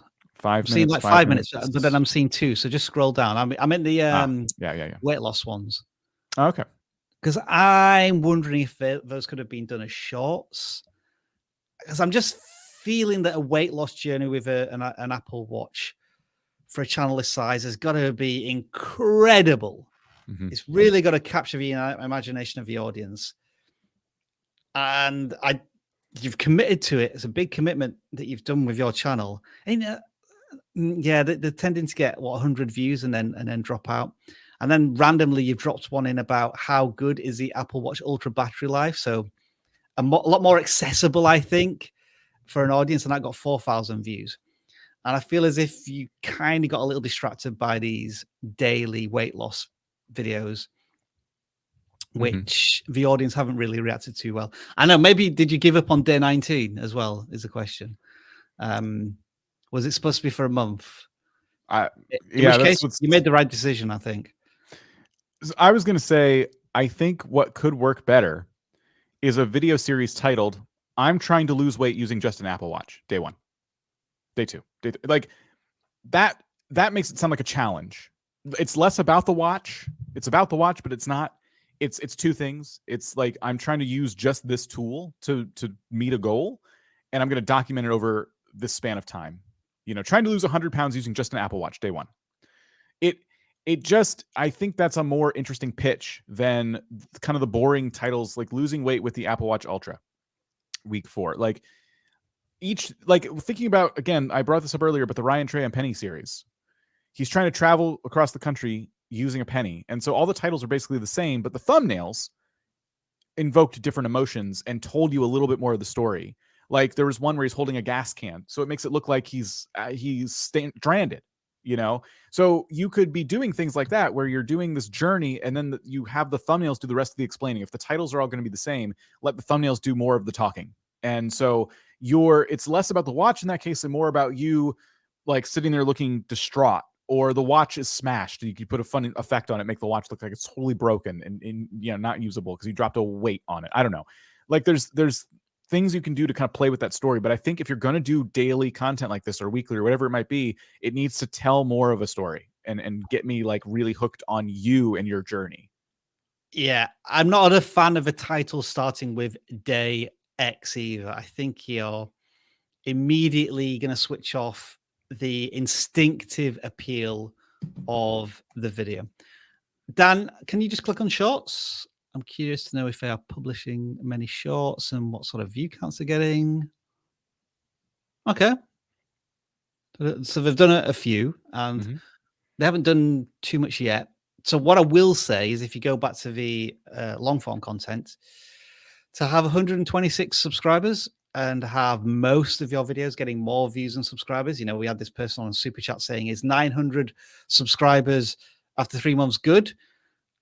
I'm not really interested in that number and that progress. I'm more interested in the fact that this channel is getting more views and subscribers, which means that YouTube is constantly testing their content with a broader, wider audience. And I think that's very encouraging to see. Yeah. Well, look at the next channel that won our thumbnail contest on Twitter, and that is Uluc, their Clash gaming channel. They are playing, I guess, the newest Clash game. I think there's been multiples of these, and it's not a channel that is in English, so it is German, I believe. Yeah, a little bit more challenging. But again, you can see why they would have won a thumbnail competition on our Twitter account, because these are great thumbnails. Yet again, really, really solid. Yeah, even though it is in a foreign language, the colors, the illustrations, the characters, you can immediately associate it with a particular game. I guess my question to the creator is, I think we learned last week, Dan, or the week before, that there's a new game called Clash Mini, is it? That's going the rounds, you know, the new free cell game. And that seems to be really popular. Is this that game? If it is, excellent. But it looks as if it's Brawl Stars, maybe. According to YouTube. If you don't fill that out, I think YouTube might try to do its best. Oh, and there's Clash Mini. There we go. Clash Mini, okay. Okay. Maybe there was Brawl Stars. Maybe they kind of switched between the two. They look very similar to me. Yeah, they certainly do. I will say the editing is really like sharp. The voiceover sounds good, the music, the sound effects, and if I mute it, you can just kind of see how many effects are put on the screen. Like they're doing a really solid job with the actual edit of their content, which is cool. All right, so that's a little story of how Clash Mini came about. Oh, but Dan, they need to tweak the studio a little bit.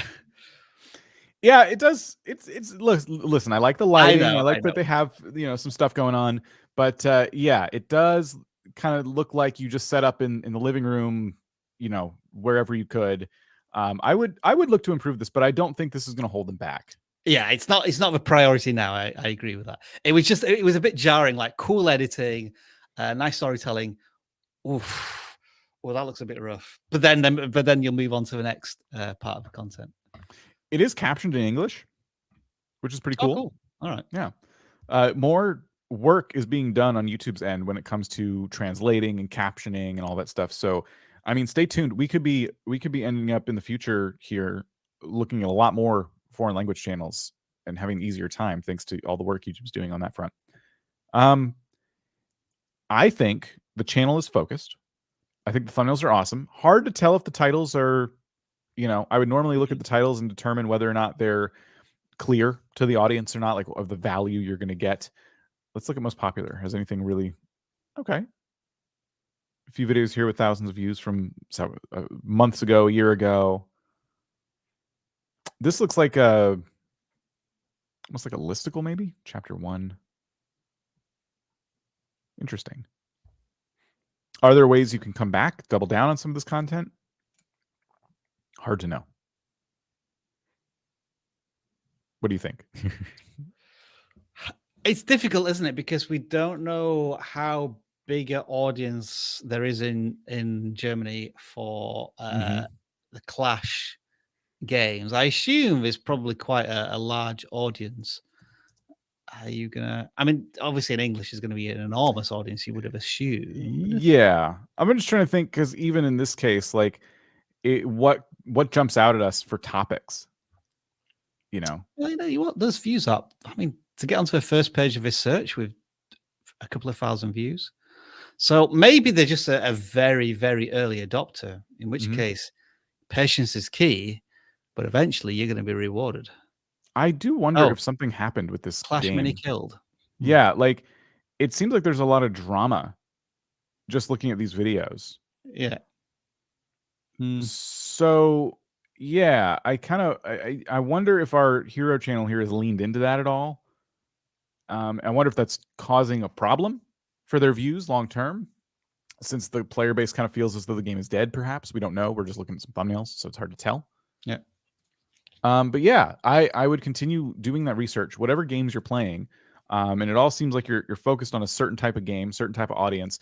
Try to research and see what other creators are doing that are just a bit larger than you. And if they're doing challenges, if they're doing different tips and tricks, like, see what kind of, version of that you can do for your channel. But pretty cool. Yeah, and one thing we haven't really talked about is the thumbnails, because they're great. I'm very happy with them. Yeah, good work. Yeah, exactly how you should be doing, I think, gaming channel thumbnails, especially when the game is like a top-down game, kind of like this. They're doing a really good job at, like, utilizing arrows and nice big readable text. Sometimes your text gets hidden by the timestamp a little bit, so just keep that in mind. Like, when you put the text at the very bottom like that, it does become just slightly harder to read. Like OP deck, this one got covered up by the timestamp. So yeah, just another thing to keep in mind. Are they active in shorts? They posted a few, and they all got a decent number of views. Yeah, but we don't shorts. Know shorts. Just for everyone, just so everyone's aware. Whenever I see this, maybe they've just started. Let me just take a look at this before I say anything. Description: February 6th. Okay, so not too long ago. Or wait, what's the year on that? Okay, so not super long ago. Shorts, views on shorts feed views on more shorts. So if you keep posting shorts and someone watches one and they enjoy it, YouTube will continue to feed them your other shorts. So you can get a really good snowball effect going with the shorts algorithm as long as you keep posting. So if you make 1 or 2 shorts and it's not feeling like it's working out for you and you're planning on stopping, I would encourage you to give yourself like 10. Try a few different things, experiment with them. But it really, really helps when someone finally finds one they like from you. YouTube is going to test more of your shorts with them for sure. So just keep posting. Like, shorts, there is a volume there that you kind of need to, like, meet. All right. Those are our pre-selected channels, which means it's now time to go into random selections, but we can't do it alone. All right. We use a tool for this, and it's called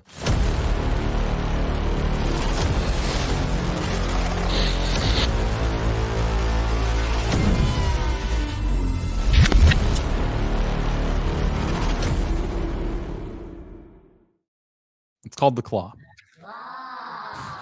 One of your finest pieces of work, that little segue down. Yeah, it needs to be retired. It's time to update it. It has stood the test of time, but yeah, maybe the lobster claw is done for. But not this website. We're going to use this until the dawn of time. We need, though, more stock footage of different types of claws. Okay. So the way this works is, as we've mentioned, there are 2 forms down below. One of them is a non-gaming form, and one of them is a gaming form. There are 421 responses on the gaming form. There are 574 on the non-gaming form. So that's quite a big spread between the 2. let's go ahead and put the claw at like 430 and just focus on the gaming form right now. And it's going to pull out 127. So all we got to do, yay, is go here. Because I've got free hands, I can use the sound effects. Yeah, there you go. 5,700 subscribers on a Minecraft animation channel. Ooh. I'll just go into here. Well, that is a good start. Yeah. All right. So they're doing Minecraft animations, and it looks like they are utilizing shorts for a lot of views. They got heads falling off of foxes. Cute little sound effects, no music. Well, that is very simple, but visually interesting, isn't it? Rotating 3D build of characters in Minecraft. It works. It works. You know, when I was talking about the VR dancing, where about this is like, and then it's done. You move on to the next thing. You haven't got a chance to get bored with it. Yeah, there's some cool stuff going on there, and I think, let's see, I'm just wanting to see, is this an animation? Yes, this is another animation. What's the... No, it's a bit mean. Okay, there's some music in there. Yeah, this is cool. I think you're taking two things. You're taking animation, which is hard to do, and you're taking Minecraft, which is very popular, and you're combining them onto one channel. 1,000 subscribers. You have some shorts here that have tens of thousands of views. Ooh, I would say play one of the satisfying animations, please, Dan, while we talk about this. I would say just looking at these, it makes it makes that's sense. good. That's Look good. at that loop. Yeah. It makes a lot of sense why these are more of doing these as well as they're doing. Yes. Can you do more stuff like this? Is there sound effects as well? No. Okay. Do these again with sound effects. I'm being serious. Like just post this again and add a really cool sound effect. Yes. Repurpose. These feel more high effort than the ones you're doing more recently. And I understand that making high effort things takes more time, but look at the reward. Yeah. For that time. There's got to be an infinite number of these you can think to do. Cake animation. This reminds me of what the animation they did for the Create mod. It wasn't even an animation. They just there's a mod called Create, and it kind of works like this, where there's like a factory making items in Minecraft. And, like, this is so cool. There's like a Jake Fellman vibe going on here. I was wondering if one of us would say that, Dan. So my advice would be to you is to take inspiration from Jake Fellman. He's got some fantastic loops. Obviously, he renders his in some really funky 3D animation, but you could take inspiration from him and do these blocky 3D renditions. Not, don't copy him completely, but he will give you a lot of ideas of how to make interesting looping Minecraft shorts that are 10 to 15 seconds long. Yeah. So I would double down. I would fully double down on this. It doesn't even surprise me a little bit why your latest shorts are not doing nearly as well when compared to those popular ones. They're still intriguing and cool. Yeah. So can you just go back to the videos? There's nothing really going on here, is there? And they haven't done it. They're dabbling in it, but I would say unless you want to transform like 4 or 5 of those satisfying animations into like a 1 minute, but landscape 1 minute satisfying animations, you could try that. But this is where I'm gonna be a little bit annoyed with YouTube, because if you go back to the shorts, Dan, and go to most popular, like there's probably what I'd say this channel's getting probably about 1 million. Go to the about section. How many views has this channel got? So they've got 2 million views.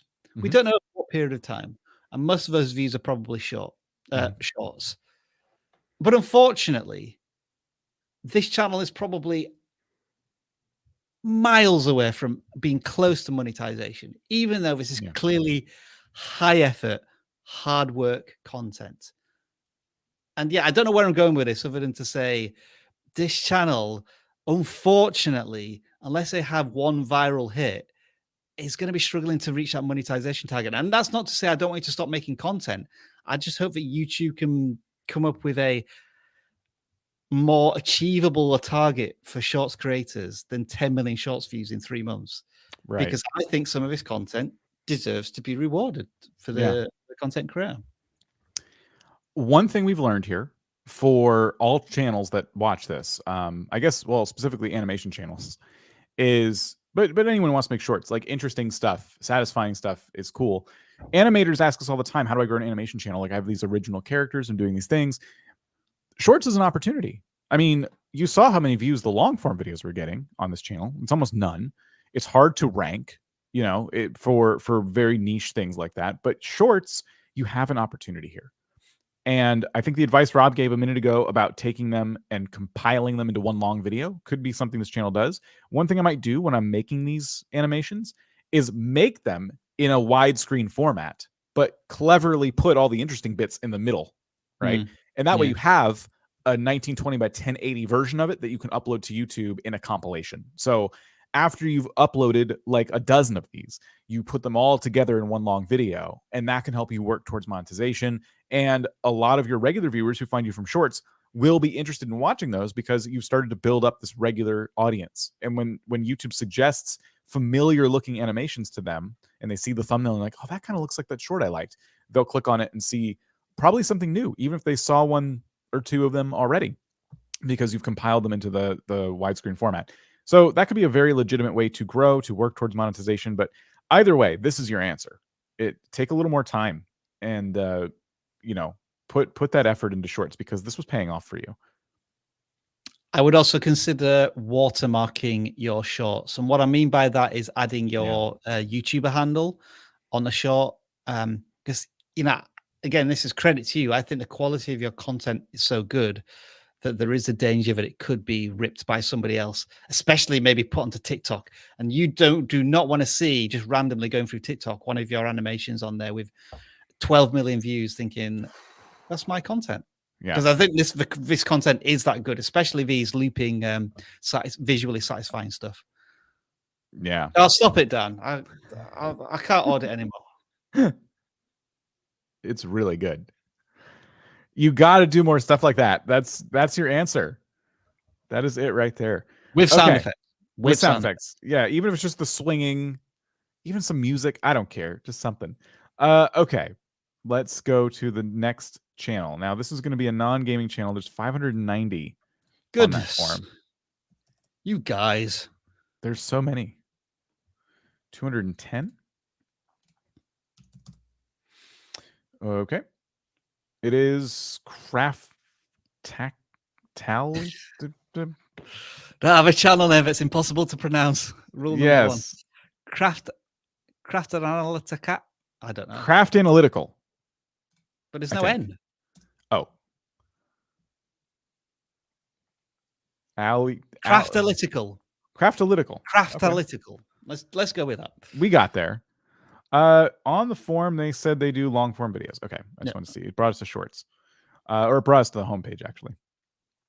Okay, what do we got here? 5 ways to be supportive. Lost motivation due to mistake happens to all of us. So this is, I would assume, like a self-improvement kind of channel. They're going in and trying to give advice for things that people deal with all the time, or maybe a certain group of people deal with. And it seems like they are making a lot of content too, almost daily.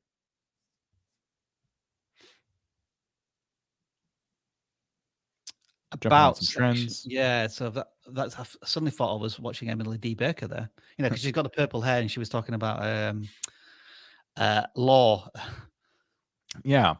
Using creativity and experience to make sense of yourself and the world around you with social commentary, true crime, and the otherworldly, as well as guests. It's a bit topic jumpy, isn't it, from the description there? Yeah. There's using creativity and experience to make sense of yourself and the world around you. Seems like a thing. Social commentary on true crime. So that's one. And the otherworldly.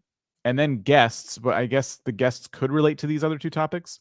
there's 3 or 4 topics in the about section. And that the reason we're drawing attention to that is because our general advice here would be to focus on one type of viewer, one type of audience, because it feels like you're making content for a lot of different types of people based on a lot of the different things you're interested in personally. Yeah. I'm seeing hints of where the potential target audience here is. There's one in the top right-hand corner, which is really jumping out at me as one of those videos where somebody who maybe has this challenge in their life and find this video and they say to themselves, finally, I found a video that's talking to me, that understands me. This is a person I want to speak to and relate to. And, you know, credit to this creator for being vulnerable and maybe opening up about their own experiences with this condition. That would be a channel in itself. And it would be probably quite a niche channel, but it would be incredibly powerful for that audience. And given the fact that right now, most of the videos are getting 10 views or less, then I would be considering going, you know, laser focused, super niche on a topic like that. If you're comfortable talking about that over a period of time. Because then the next one is focusing on creativity to self-check and find order in disorder. That does feel a little more vague. Like, I'm creative, but I don't know if this video is necessarily about my type of creativity. So I lose a little bit of translation in the thumbnail and the title there. Whereas the one on the right hand side, you know, you've that concerned face, hand on head. There's some text to clarify what you're talking about. That feels a lot more focused. Yeah, it does. And I think what helps in these situations is being more specific. So even with the CPTSD video, I would have been, I guess, more focused on like, what is the specific problem that you are trying to overcome? Because there's probably a lot of people out there who can relate to it. But when you speak broadly on topics like this, it's just harder to start reaching those people that are kind of going through the specific struggles you're going through. And then focusing on creativity to self-check, finding order and disorder could be so many things. Again, like, so we need to specify like, who is the content really for, you know, and maybe a lot of people could benefit from it, but what is the problem that's being solved that a lot of people can relate to? You know, what is a problem that you can kind of like point to that would be a good example for the, you know, the point you're trying to get across in your video. I think just that kind of focus could help a lot here. Last thought here is these behind the scenes videos. I'll probably leave them for YouTube Shorts if you're going to do these little interruptions to the flow of your content. Yeah. And that was even filmed in vertical format, wasn't it? Yeah. Shorts have some more views here. And I think it's a little bit easier to speak in shorts to a specific problem. You're not so worried about title, thumbnail. You're just kind of like talking about hopefully like an experience people can relate to, you know, so people stop scrolling. And you just kind of get to say your piece for a minute. You know, you could test more of that. I would not put channel updates in shorts because they're going to go out to a lot of people who may not have seen you in the past. And YouTube will recognize that people are swiping away from it because it doesn't feel relevant to them. And that short kind of stops dead in its tracks. Shorts are not a great place to like give your regular viewers like update, channel update. I'm doing this thing. Like, the best place for that is honestly the community tab. And I wouldn't even do too many of those types of community posts. I would definitely be doing, like more stuff like this where you ask an interesting question about a topic you and your audience care about. But every so often, interruption like that where you talk about what I'm doing with my channel, I'm making this pivot. Great place for that is the community tab. So yeah, word. We should look at some more supers because we've accumulated a lot. Oh my goodness, there's a lot of supers. There comes a point in the live stream, everybody, just so you know, that we might not be able to get to all of them. So please be aware of that. I do apologize if we don't get to all of them. Thank you. Great content. I'm working on starting a new channel focused on learning a new skill each month. My 2 current videos are card trick and lock picking. How broad can I go with my topics? Well, that's an interesting one. So I think if you're very clear that is the goal of the channel, is to learn something new and master a new skill every video, that could be a success, but it's going to take time to find traction. I think, I'm sure I'm allowed to say this, but Travis, who has been on many of our channel audits in the past, he got a little bored of doing tech, and he started a new channel where he does this type of thing. He'll like, one of the videos was he's going to try and eat the entire McDonald's menu in 10 minutes. And then the following video is trying to lose all of that McDonald's weight in 30 days. So it kind of linked the two together. But he's struggling finding traction, even though the videos when you watch them are phenomenal, fantastic, great storytelling and whatnot. So I think it's possible, but those videos are going to have to be incredible, in my opinion. I want to go to the next question. I hate to ask this of you, but do you mind if I leave you in the driver's seat for like 2 minutes? Let's do it. All right, I'll help you answer this one, and I'll be right back. I'm debating my channel name. Channel has a very similar name in a different niche. I'm at 1,000 subs compared to their 20,000. Is change a good idea or a bad idea? I wouldn't say it's a problem changing your channel name to something similar to another channel if it's a completely different niche. It shouldn't be too much of a crossover in that respect. And the longer you leave it, then the more difficult it may be to pivot and change that name as your brand is more established. So if that's all you're worried about, then I would probably be thinking about jumping into that. Dan, is that the question you were good to answer, or was it? Yeah, I would say if you're still worried about it, if you're like, I don't know, this is like, it's just, I'm competing in search a lot, whatever, you could contort the spelling of it, you know, in a fun way. I wouldn't make it too complicated, but there's things you can do. But yeah, it's just, I typed it into search just now and you came right up, and I didn't see the other channel. Right. So if I would look at your analytics and see, are people searching for your name? Usually by 1,000 subscribers, you get a lot of that. Could you still change it? You won't hurt anything. I don't think changing it now would hurt a thing. However, you might not need to based on the reasoning here. I think you might be good. All right, cool. I'll be right back. So I need to load up the next one. Is that what you're meaning? I guess it is. Bye, Dan. Okay, right. Okay.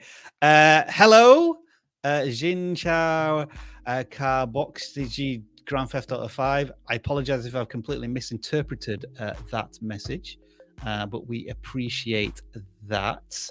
The next super chat is, I'm trying to find out where we are. Okay, Romit Ralph, you are more than welcome.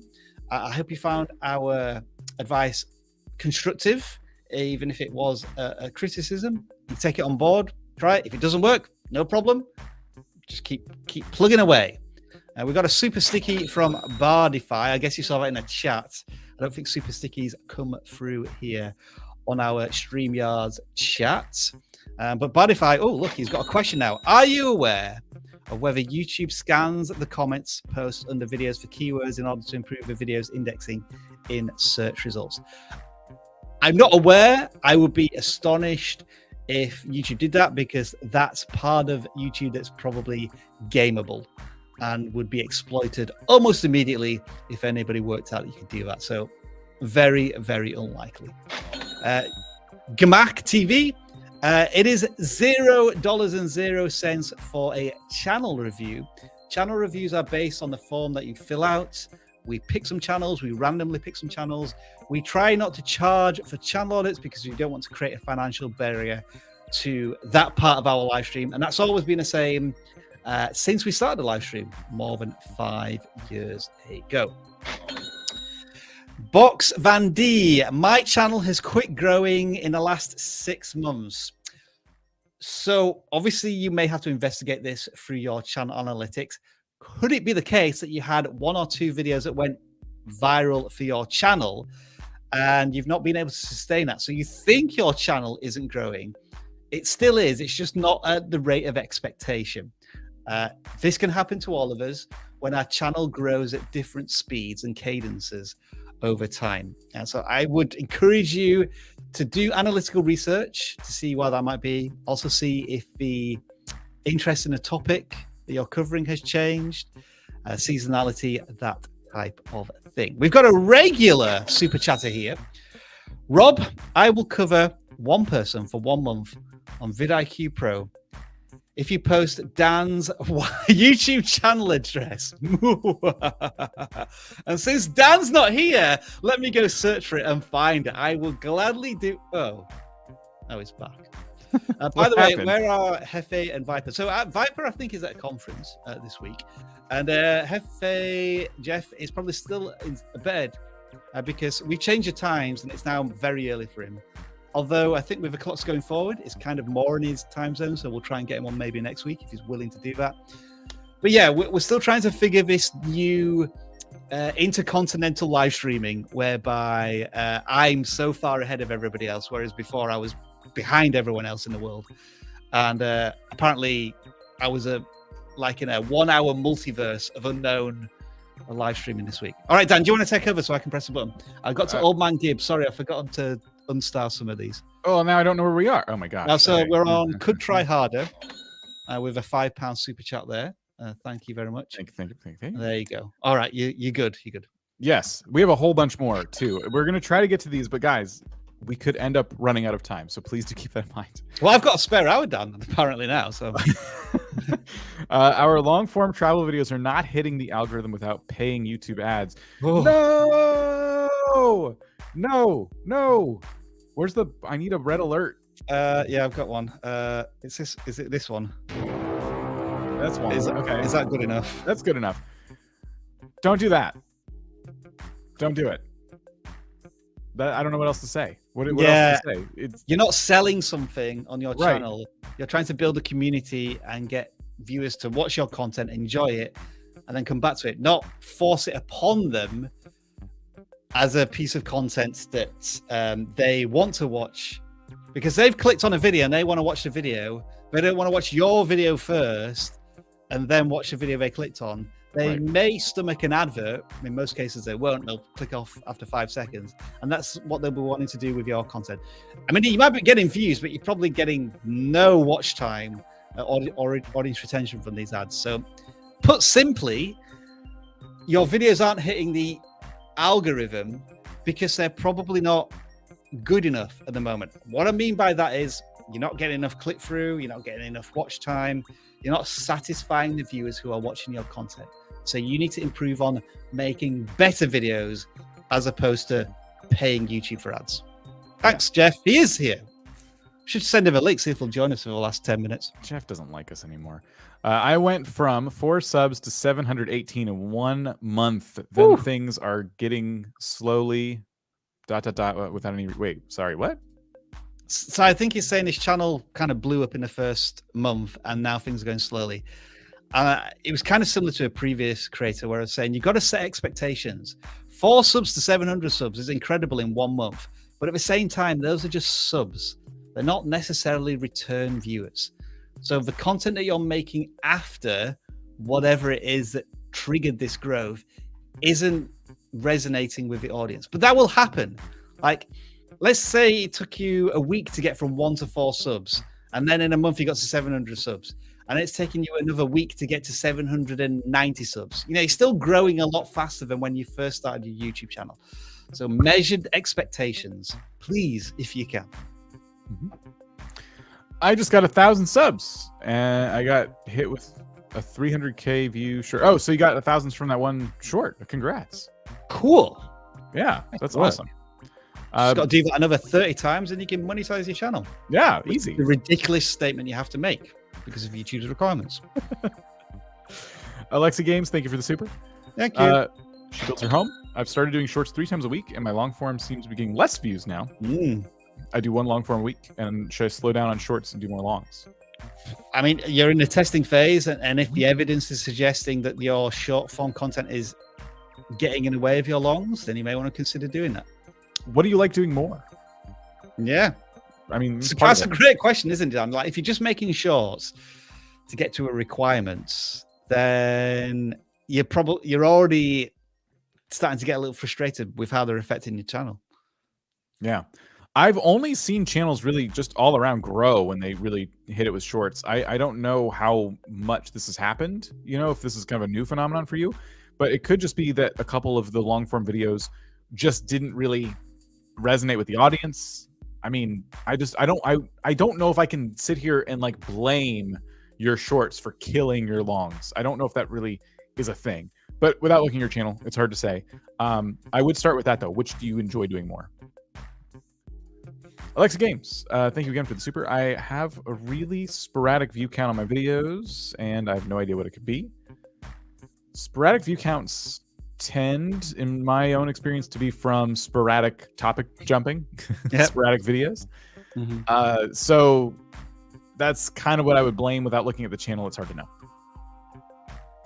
What do you think? Anything to add to that? Or nah, I'm in 100% agreement. Difficult to answer without seeing the channel. How do I get my live stream of baby chicks noticed? I'm using tags and just not seeing many viewers. Okay, well, let's play that sound effects again. Forget the tags. You need a really intriguing thumbnail. I had a thumbnail that came into my head just then, Dan, but I probably shouldn't say it on the live stream, which might get clicked in terms of what a chicken might do. So just like thinking, you know, it's got to have a really intriguing title and a really intriguing thumbnail to get you to click. And I can't think what that might be off the top of my head, but maybe this creator has seen similar live streams or goats, cows, pigs, dogs, farms, whatever. You try and reuse that as an idea. Hey, Mr. Hefe, how's it going? Doing okay. How you doing, man? Just been lurking while working, man. That's what I've been doing in the chat. Nice. What can you confirm? What time is it for you right now? It is 8:53 in the morning. Yeah, that's going to leave a mark. I do apologize. Are you wanting to answer some questions? We have a lot of questions. Okay. Yeah, sure. Why not? Then this next one's for you. I hand selected it because it's the latest question.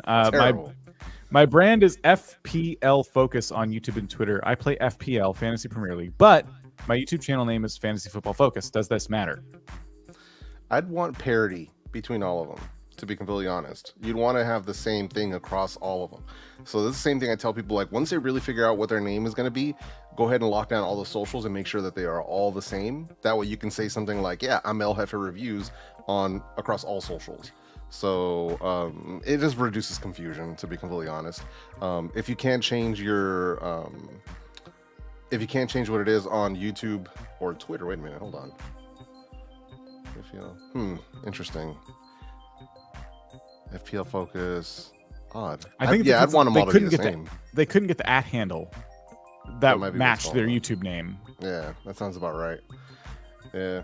I'd find a way to either try to get the @ handle with like weird underscores or some other weird way of achieving it, or I don't know, I'd change everything else around. I just want all parity, to be completely honest. That's just me though. But you're talking from a branding perspective. You wouldn't necessarily think that viewers are going to be like, "Oh, I'm confused. This channel name doesn't match anything. I don't know what to watch anymore." It's a branding thing to make sure that everything is even across the board. Yeah. May I have a channel audit? Unfortunately, no. We cannot sell those. We appreciate the super. They're starting a new channel based around art with long video formats in comparison to this channel based in short videos, like analysis. I wish we could help you there. On that topic, Dan, I did post a poll asking, like, how much would people pay for a channel audit? Not unsurprisingly, 74% of people said $10 or less. 13% said $50 or less. 3% said $100 or less. Now, we're not going to start doing that at the moment because we would be inundated with channel audits and wouldn't be able to get through them all. We get what, 1,000 submissions a week? Yeah. We have hundreds of channel audits to do a week. But what I will suggest that you all do is check out our secret link in the description to give you the best tools for a fraction of all of those numbers that I put in there to help get you started. Now, 10% of you said they would pay more than $100 for a channel audit, which is where I offer you Jeff and the mighty vidIQ Max to tell us a little bit more. Yeah, I mean, that'd be really the way to go. Now, mind you, we're not doing channel audits per se in Max. But you get so much else in that, don't you? Yeah, we're more taking a teach a man how to fish approach, right? We're showing you all the different facets of YouTube's algorithms, giving you all the tools that you need to become a successful creator, but we're not just handing you the wins. We're showing you how to do the homework and the research to make yourself into a successful YouTube creator. But yeah, I totally agree. And then pricing wise, when it comes to getting like, you know, having your channel audited or reviewed by YouTube Coach, I have in fact paid for this service through other brands and other companies, and it in fact costs hundreds of dollars. Yeah. So just to be very clear for people when they say, oh, I should only pay $10, people's time is worth way more than $10. So just to be clear. Yeah, so there's almost 100 people here who are saying that they're willing to spend, you know, 3 figures on help. Well, with vidIQ Max, you get an unbelievable amount of help and coaching. And, you know, I would almost argue, you know, correct me if I'm wrong here, Jeff, but with the Discord channel in vidIQ Max, you can almost get an audit by asking people like, what's this thumbnail like? Is it, does this thumbnail work? What does this title work? How, you know, give me some advice on the last 3 videos I made. Was it the right topic? As long as you ask the right questions in vidIQ Max, you will get all of the auditing help you need. Oh no, for sure. And the thing is, we teach you how to ask the right questions, right? Because asking for how do I get more views, how do I get more subs, that's not asking the right questions. The right questions is, how do I improve my audience retention? How do I improve the click-through rate? What am I doing wrong in this video? What's my pacing? In our Discord, we do have different channels specifically dedicated to each of those things, including one that just to give people an overall surface level view of their channel. What's going on? What can I do to improve? But that's in addition. That's in addition to the 40+ sessions that we have, showing you all the different aspects of YouTube, including with that we've brought in experts, subject matter experts, to help with that as well, including employees from YouTube, YouTube lawyer Ian Corzine, ways to make money. Like, there's so many different courses that we have in there. It's awesome. So for people who are interested, it's definitely worth checking out. And there is a link right there from Tish. I think it's also in the video description, but there is a private offer here, Jeff, if you're interested. Oh yeah, with Jeff, yeah, that's my guy right there, man. He's trying to get me to go on a cruise, but I don't know how to swim, so I don't go out on the water. So I think we've audited this channel before, and they do the most incredible thumbnails I've ever seen. Oh yeah, well Jeff is a car channel, right? Yeah, Jeff is he had a car channel, and I think right now he's kind of doing like a sort of his own adventures kind of a thing. He's an amazing creator for people who haven't checked him out. One of the best storytellers out there. So you definitely want to check him out, man. But yeah, he's a good guy, and he takes amazing photos. So awesome photographer. All right, then. I'm sorry we went massively off topic there. Should we do a quick fire super round? Let's try to get some of these super chats out of the way. I struggle with speaking my videos. I constantly stutter and mispronounce words. Is it worth spending 20 minutes for just one sentence? You could do that. Just edit your video down. That would be the biggest thing, because I have some advice for them, though. I'm sorry? I have some advice for them. How to help. Yeah, please. So I had the same issue, and what helped me greatly was just talking. Like, practicing speech helped greatly. So I used to do this while I was coming home, like driving to and coming home from work. I would just sit there in my car, stuck in traffic, speaking out fake reviews and fake videos and just going over and over and over. And I was doing this for months, looking like a freaking psychopath in my car, right? I can't tell you how much it helped, how much I started noticing an improvement in how I spoke, both in live streaming, and in regular videos, just from practicing saying things. And it really does help. So, and I got that tip from somebody else, but it definitely helps. There you go. Practice makes perfect. Great advice. Already updating my thumbnails. This was earlier from Sean's Gardening World. So best of luck to you. Thank you for checking out the live stream. Thank you for the super chat. How do you promote your videos like Karen videos when most places don't like when you self-promote, like Reddit? Go ahead, Dan. You want to make videos for a specific audience. YouTube can do the promoting for you. You don't have to be doing the legwork there. Even if Reddit was like, please give us your video links. Do you really want to be going on all these different subreddits and Discords promoting your videos like that? Or wouldn't you rather YouTube do it for you? That's kind of what we're here to help you learn how to do, is get your videos noticed by the people who they are made for. So you don't have to sit there doing all that legwork. Yep. More Adventure gave us a super sticker. Thank you so much. Goth Farmer said, I have a homesteading channel. I'm swimming in eggs. Would a series 3 to 5 recipes for long form using these eggs be too off topic for the channel? So you're, I think, pivoting to cooking videos. with the massive egg yields on your farm. You could just flex. Eggs are expensive right now. I think you should do a live stream of just giving away eggs. that live streaming chicken channel should team up with this channel. There you go. Yeah. There's a collaboration in the making. Well, so the only way that I would start doing recipe videos on a homesteading channel is if you plan on having cooking as part of one of your content buckets on this channel. But if it's too far of a departure from what you're normally doing, then I would be a little bit weary about doing that. Yeah. But you could definitely talk about them. Like, I would make that the subject of a lot of videos. And I just don't know if that audience would necessarily be interested in the cooking videos. It could be testing. Could be worth testing though, just once. Hello, it's me. Thank you for your hard work, guys. Thanks for helping YouTube hobos like me Hobos, I think. grow giant brains and views. Thank you very much. That's a weird sentence, wasn't it? Sorry. It was. Okay, Roblocky, thank you for the super. I have a channel with a few hundred subscribers. It's called Ranimated. I haven't uploaded for a few years, and there are a lot of unsubs at this moment. I plan to return soon. What should I expect? A lot of people to unsub because I realized that they subscribed to a dead channel. That's fine. Don't worry. You're just going to have to deal with it. Mm-hmm. I would just expect, you would expect to start like, you'll be going 4 steps back, but then the fact that you start producing content again is that one giant leap forward again. Robert here says, I see more growth from not posting a video than posting a video. I've seen that before. People slow down and see increased sub numbers. I've seen that plenty of times, so it's totally normal. But you definitely want to keep posting videos despite that. So even if you could find a slower pace, cool. Like, let's say if you were doing 3 videos a week, and if you do 2 videos a week, you're seeing more growth. Hey, let's keep going, right? So just don't stop posting, period, because eventually that momentum will slow down. So, how do I improve exposure? Do hashtags work? Yeah. Not on YouTube. Yeah, improving exposure really is going to come down to picking topics that people actually care about, and then having an appropriate title and thumbnail to get them to click.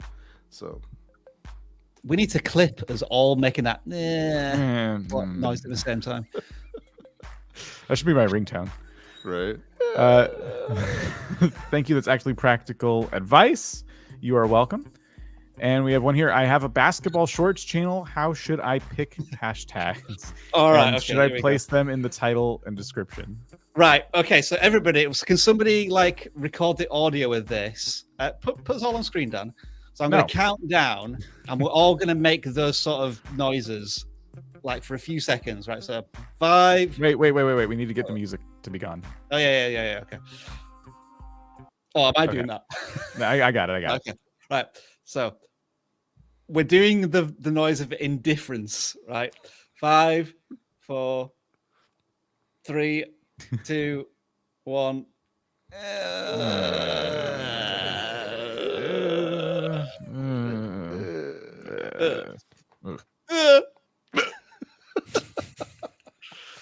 I bet Mr. Jesus Christ is thinking, well, that was $5 well spent. Yeah, exactly. No, what you want to do for Mr. Jesus Christ, you will put them in the description. 3 hashtags maximum. Put them in the video description. No need to put them in the titles. Don't do that. That's just wasting characters on your title. So for anybody that needs to hear this, this is my public service announcement. You don't need hashtags in your video titles. I don't know who needs to hear that, but I'm just letting you know. Put them in the video description. So that's what adult YouTubers do. How to get your channel roasted? You got to come on a day where that roasting person is here. Yeah, that man, my nemesis. Yes. Thank you for all the super chats. We finally got through them. Yay! Appreciate you I will all. mention, if you want to take your conversation forwards. Sorry, Dan. Are you saying? Oh, there's another one. Stop giving us super chats. Stop it right now. Everybody leave. Get out. No, thank you for your super chats. Can you tell more about timestamps? It's ruining every first 30 seconds of my every video, but grows the average view time. Oh, is it ruining? They're asking. What's more important? timestamps are always going to be super useful because you have to think about it from a viewer's perspective. Am I making their viewing experience better? Timestamps make their viewing experience better. Yeah. So I've never seen any sort of negative from having timestamps in a video, even when there's been an extremely like massive spike at a certain point in a video. I've never actually seen it hurt that video's performance. So always do it. You always want to think of it from the viewer's perspective. Is this making the viewers, their experience on my channel better? Am I making it easier to find the information that they're looking for? And that's it puts more good karma on your side from a viewer than anything else, and makes them more likely to subscribe.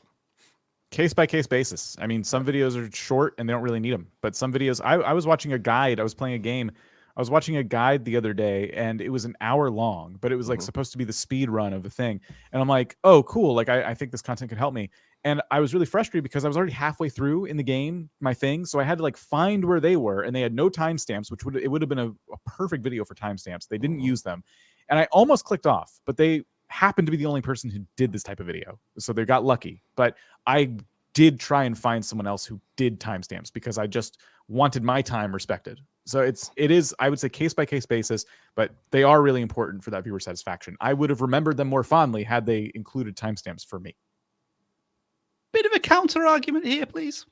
No, go for it. I said case by case basis. I left it open for you. I experimented with turning off timestamps in a kind of cheat way. So what I did is I put this timestamps in the description, but I intentionally broke the first timestamp. And people kept posting comments saying, you broke any timestamps. I kept saying back, I did it on purpose, winky face, just to see if it impacted the audience retention and like it stopped the little, the little chinks in our timestamps, and it did. And our audience retention has improved over the last 6 to 12 months, but I can't necessarily directly connect the two because I think our content is getting better anyway. I've now started putting, well, Dan, you've always put in timestamps, and some of your videos have done. I've skipped it fine, on some recently. Like some I make are really short. I just don't put them. Yeah, I don't feel like they need them here. I would completely agree that if your video has multiple sections to it, it's like a 50-minute tutorial. Definitely put the timestamps in. But when it gets down to like maybe 6 minutes, 10 minutes, I'd be starting to think, do I really need to put these timestamps in? Because unless it's like 50 tips in 10 minutes, usually somebody wants to watch the entire video if it's 6 to 10 minutes long. But now we're just offering lots of different opinions and suggestions and probably not getting to a satisfactory answer for the. There's no one answer. I think it just depends on the content.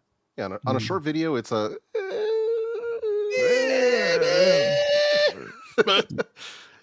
you can have the best of both worlds, though. You can always put the timestamps into your pinned comment and not put them into the actual timeline of the video. So you can have the best of both worlds. You can still do it that way, but you can also make sure that the people who want them and who are actually paying attention can find the timestamps in a pinned comment. Yeah. Now, if you want to take this conversation to more characters, because obviously you don't get that many characters when you're in live chat, then we have a Discord down below. So do link it there. But if you want to take your conversation to the next level, Jeff will help you out in vidIQ Max with our exclusive Discord channel. There you go. That's it. We did it. We reviewed the channels. I think we did a good job. That's all I got. This is the outro music now. Yeah, but should we do some shout outs? Anything else to say? Do you want to do shout outs? Yeah. All right, go. Read the name. Froggy, you're doing. Calvin Unfindable. Oh my god. Hurry up. Need us. KJ Gaming, Froggy, Beginner Guide. Oh, so many people. How are you doing this? Unbelievable. Okay, go. Terrible. Nipsey. No. Expired milk. Did I just say the word I wanted to say, Ben? Jenna Ortega Club. I gotta find that channel. I've broken Dan. I've got it. I finally got him. Bye to Dan's cat. This is so loud. What did you say? Oh, sorry. I said bye to Dan's cat. Oh, Jeff, yes. thanks for joining us for 10 minutes. Appreciate it. No worries, Ben. No worries. Oh, all right. Secret page doesn't work. Is that what? What? That's the secret. Secret, is that the secret page well doesn't work? done, well done. Wow, well played, sir. All right, well played. Might as well have sir. been a Rickroll. Well, Dan, you're Told the you not host. to click it. You're the host, Dan. You can just click the outro video whenever Works you for want. me. Yeah, it works. Whoa! This secret thing works. All right. Yeah, sounds like we have a personal problem there. Ivan Drinks, sir. Let's get it right. It does work, sir. Oh dear. You gotta use a different browser.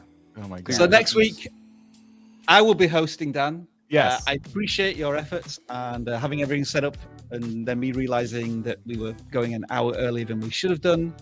I'll let you take us out. Okay.